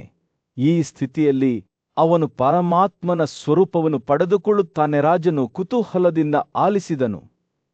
ಅವನ ಕಣ್ಣುಗಳು ಆಶ್ಚರ್ಯದಿಂದ ಅಗಲವಾದವು. ವಸಿಷ್ಠನ ಮಾತುಗಳು ತಿಳುವಳಿಕೆಯ ಕಡೆಗೆ ವ್ಯಕ್ತಿಯ ಆತ್ಮದ ಪ್ರಯಾಣದ ಒಂದು ಎದ್ದು ಕಾಣುವ ಚಿತ್ರಣವನ್ನು ಚಿತ್ರಿಸಿದವು. ಜೀವನು ತನ್ನನ್ನು ತಾನು 26ನೇ ತತ್ವ ಬ್ರಹ್ಮ ಎಂದು ಪರಿಗಣಿಸಿದಾಗ ಅದು ಸ್ಟೇನ್ಲೆಸ್ ಮತ್ತು ಗಿಳೇತಿ ಅಲ್ಲ. ಅವನು ಆ ಉನ್ನತ ತಿಳುವಳಿಕೆಯನ್ನು ಸಾಧಿಸುವಲ್ಲಿ ಯಶಸ್ವಿಯಾಗುತ್ತಾನೆ. ಅದು ಶುದ್ಧ ಮತ್ತು ಸ್ಟೇನ್ಲೆಸ್ ಆಗಿದೆ. ವಸಿಷ್ಠನು ಮಾತನಾಡುತ್ತಿದ್ದಂತೆ ಅವನ ಧ್ವನಿಯು ಮೃದುವಾಗಿ ಸಹಾನುಭೂತಿಯಿಂದ ತುಂಬಿತು. ಓ ರಾಜನೇ, ವೈಯಕ್ತಿಕ ಆತ್ಮವು ಯಾವುದೇ ತತ್ವಗಳಿಗೆ ಮಹತ್ ಮತ್ತು ಉಳಿದ ಬದ್ಧವಾಗಿಲ್ಲ. ಅವನು ಎಲ್ಲವನ್ನೂ ಮೀರಿಸುತ್ತಾನೆ, ಏಕೆಂದರೆ ಅವನು ಬುದ್ಧಿವಂತಿಕೆಯಿಂದ ಕೂಡಿರುತ್ತಾನೆ. ಜೀವನು ತನ್ನನ್ನು ತಾನು ನಿಜವಾಗಿಯೂ ಏನು ಎಂಬುದರಿಂದ ಪ್ರತ್ಯೇಕವಾಗಿ ಪರಿಗಣಿಸಿದಾಗ ಮಾತ್ರ ಅವನು ಪರಮಾತ್ಮನನ್ನು ಮತ್ತು ತನ್ನನ್ನು ತಿಳಿದುಕೊಳ್ಳಲು ವಿಫಲನಾಗುತ್ತಾನೆ. ವಸಿಷ್ಠನ ಮಾತುಗಳು ಬೇಸಿಗೆಯ ದಿನದಂದು ಸೌಮ್ಯವಾದ ಗಾಳಿಯಂತೆ ಗಾಳಿಯಲ್ಲಿ ತೂಗಾಡುತ್ತಿದ್ದವು. ರಾಜನು ಆಲಿಸಿದನು. ಅವನ ಹೃದಯವು ತಿಳುವಳಿಕೆಯಿಂದ ತುಂಬಿತ್ತು. ವಸಿಷ್ಠನು ಮುಂದುವರಿಸಿದನು. ಜೀವನು ಆ ಅತ್ಯುತ್ತಮ ತಿಳುವಳಿಕೆಯನ್ನು ಸಾಧಿಸುವಲ್ಲಿ ಯಶಸ್ವಿಯಾದಾಗ ಅವನು ಸೃಷ್ಟಿ ಮತ್ತು ವಿನಾಶದ ಗುಣಲಕ್ಷಣಗಳಿಂದ ತುಂಬಿದ ಅಪ್ರಕಟಿತ ಅಥವಾ ಪ್ರಕೃತಿಯನ್ನು ತ್ಯಜಿಸುತ್ತಾನೆ. ಆ ಪ್ರವಚನವು ಕೊನೆಗೊಂಡಿತು. ರಾಜನು ಆಳವಾದ ಚಿಂತನೆಯ ಸ್ಥಿತಿಯಲ್ಲಿದ್ದನು. ವಸಿಷ್ಠನ ಮಾತುಗಳು ಅವನೊಳಗೆ ಆಳವಾದ ಏನನ್ನಾದರೂ ಜಾಗೃತಗೊಳಿಸಿದವು. ಎಲ್ಲ ದ್ವಂದ್ವತೆಗಳನ್ನು ಮೀರಿದ ಪರಮ ಆತ್ಮದೊಂದಿಗಿನ ಸಂಪರ್ಕದ ಪ್ರಜ್ಞೆಯೋ ಮಹಾರಾಜರೇ, ಆತ್ಮವನ್ನು ಜಾಗೃತಗೊಳಿಸುವ ಸಾಮರ್ಥ್ಯವಿರುವ ಈ ಜ್ಞಾನವನ್ನು ನಾನು ನಿಮ್ಮೊಂದಿಗೆ ಹಂಚಿಕೊಂಡಿದ್ದೇನೆ. ನೀವು ಅದನ್ನು ವಿನಮ್ರ ಮತ್ತು ಅರ್ಥಮಾಡಿಕೊಳ್ಳಲು ಉತ್ಸುಕರಾಗಿರುವವರಿಗೆ ನೀಡಲಿ ಎಂದು ವಸಿಷ್ಠನು ಕೊನೆಗೆ ಹೇಳಿದನು. ಈ ಮಾತುಗಳೊಂದಿಗೆ ವಸಿಷ್ಠನು ತನ್ನ ಪ್ರವಚನವನ್ನು ಮುಕ್ತಾಯಗೊಳಿಸಿ ಯುಗಯುಗಗಳಿಂದ ಪ್ರತಿಧ್ವನಿಸುವ ಬುದ್ಧಿವಂತಿಕೆಯ ಪರಂಪರೆಯನ್ನು ಬಿಟ್ಟು ಹೋದನು. ಕ್ಷಮಿಸದ ಅರಣ್ಯದ ಮಧ್ಯದಲ್ಲಿ ಜನಕ ವಂಶದ ನ್ಯಾಯಯುತ ಆಡಳಿತಗಾರನಾದ ರಾಜ ವಾಸುಮಾನನಿಗೆ ಗೌರವಾನ್ವಿತ ಭೃಗು ಕುಲದ ಒಬ್ಬ ಬುದ್ಧಿವಂತ ಮತ್ತು ಪೂಜ್ಯ ಋಷಿಯೊಬ್ಬನ ಪರಿಚಯವಾಯಿತು. ಅವನು ಅರಣ್ಯದ ಶಾಂತಿಯ ನಡುವೆ ಪ್ರಶಾಂತವಾಗಿ ಕುಳಿತಿದ್ದ ಋಷಿಯ ಹತ್ತಿರ ಬಂದಾಗ ರಾಜ ವಾಸುಮನು ತನ್ನ ತಲೆಯನ್ನು ಗೌರವದಿಂದ ಬಾಗಿಸಿ ಋಷಿಯ ಧ್ಯಾನದ ಸ್ಥಿತಿಗೆ ಭಂಗವಾಗದಂತೆ ನೋಡಿಕೊಂಡನು. ಅನುಮತಿಯೊಂದಿಗೆ ರಾಜರು ಋಷಿಯ ಪಕ್ಕದಲ್ಲಿ ಕುಳಿತನು. ಅವನ ಕಣ್ಣುಗಳು ಬುದ್ಧಿವಂತಿಕೆಯ ಆಳವಾದ ಹಂಬಲದಿಂದ ತುಂಬಿದವು. ಓ ಪವಿತ್ರನೇ, ಅವನು ಕೇಳಿದನು. ಇಚ್ಛೆಗಳಿಂದ ಸುತ್ತುವರಿಯಲ್ಪಟ್ಟಿರುವ ಮತ್ತು ಅಸ್ಥಿರ ದೇಹದಿಂದ ಬಂಧಿಸಲ್ಪಟ್ಟಿರುವ ನನ್ನಂತಹ ಮನುಷ್ಯರಿಗೆ ಹೆಚ್ಚಿನ ಪ್ರಯೋಜನವನ್ನು ತರುವುದು ಯಾವುದು? ರಾಜನನ್ನು ನೋಡುತ್ತಿರುವಾಗ ಋಷಿಯ ಮುಖವು ಸಹಾನುಭೂತಿಯಿಂದ ಬೆಳಗಿತು. ನಿಮ್ಮ ಗಳತೆ ಋಷಿ ಪ್ರಾರಂಭಿಸಿದರು. ನೀವು ಈ ಜೀವನದಲ್ಲಿ ಮತ್ತು ಮುಂದಿನ ಎರಡರಲ್ಲೂ ಸಂತೋಷವನ್ನು ಕಂಡುಕೊಳ್ಳಲು ಬಯಸಿದರೆ ನಿಮ್ಮ ಇಂದ್ರಿಯಗಳನ್ನು ನಿಗ್ರಹಿಸಿ ಮತ್ತು ಎಲ್ಲಾ ಜೀವಿಗಳಿಗೆ ಹಾನಿಯುಂಟು ಮಾಡುವ ಕ್ರಿಯೆಗಳಿಂದ ದೂರವಿ. ಸದಾಚಾರವು ಸದ್ಗುಣದ ಅಡಿಪಾಯವಾಗಿದೆ. ಒಳ್ಳೆಯತನವನ್ನು ಹುಡುಕುವವರಿಗೆ ಆಶ್ರಯವಾಗಿದೆ. ಚಲನಶೀಲ ಮತ್ತು ನಿಶ್ಚಲ ಜೀವಿಗಳಿಂದ ತುಂಬಿರುವ 3 ಲೋಕಗಳು ನೀತಿಯಿಂದ ಹರಿಯುತ್ತವೆ. ನನ್ನ ರಾಜಕುಮಾರನೇ, ಸಂತೋಷಗಳಿಂದ ಸುತ್ತುವರಿದಿದ್ದರೂ ನೀವು ಇನ್ನೂ ಹೆಚ್ಚಿನದನ್ನು ಹೇಗೆ ಹಮ್ಮಲಿಸುತ್ತೀರಿ? ಋಷಿಯ ಮಾತುಗಳು ರಾಜ ವಾಸುಮನ ಹೃದಯದಲ್ಲಿ ಒಂದು ತಾಳವನ್ನು ಮುಟ್ಟಿದವು. ಅವನು ತನ್ನನ್ನು ತಾನು ಬುದ್ಧಿವಂತನ ಮಾತುಗಳಲ್ಲಿ ಪ್ರತಿಬಿಂಬಿಸಿಕೊಳ್ಳುವುದನ್ನು ಕಂಡನು. ಪಕ್ಷಣಿಕವಾದ ಬಯಕೆಗಳ ಸ್ವಭಾವಕ್ಕೆ ಕುರುಡನಾಗಿ, ಆದರೆ ನಿರಂತರವಾಗಿ ಹೆಚ್ಚಿನದನ್ನು ಹುಡುಕುತ್ತಿದ್ದನು. ಋಷಿ ಮುಂದುವರೆದಂತೆ ರಾಜನು ಶ್ರದ್ಧೆಯಿಂದ ಆಲಿಸಿದನು. ಒಬ್ಬರು ಜ್ಞಾನವನ್ನು ಅದರ ಪ್ರತಿಫಲವನ್ನು ಗಳಿಸಲು ಹೇಗೆ ಪಡೆಯುತ್ತಾರೋ ಹಾಗೆಯೇ ಒಬ್ಬರು ಸದಾಚಾರಕ್ಕಾಗಿ ಶ್ರಮಿಸಬೇಕು. ದುಷ್ಟ ವ್ಯಕ್ತಿಯು ಸದ್ಗುಣಶೀಲವಾದ ಕಾರ್ಯಗಳನ್ನು ಪ್ರಯತ್ನಿಸಬಹುದು, ಆದರೆ ಅವನ ಪ್ರಯತ್ನಗಳು ವ್ಯರ್ಥವಾಗುತ್ತವೆ. ಆದರೆ ಒಳ್ಳೆಯ ಆತ್ಮವು ಅತ್ಯಂತ ಕಷ್ಟಕರವಾದ ಕಾರ್ಯಗಳನ್ನು ಸಹ ಸಾಧಿಸುವಲ್ಲಿ ಸುಲಭವಾಗುತ್ತದೆ. ಆ ಋಷಿಯ ಬೋಧನೆಯು ಸೌಮ್ಯವಾದ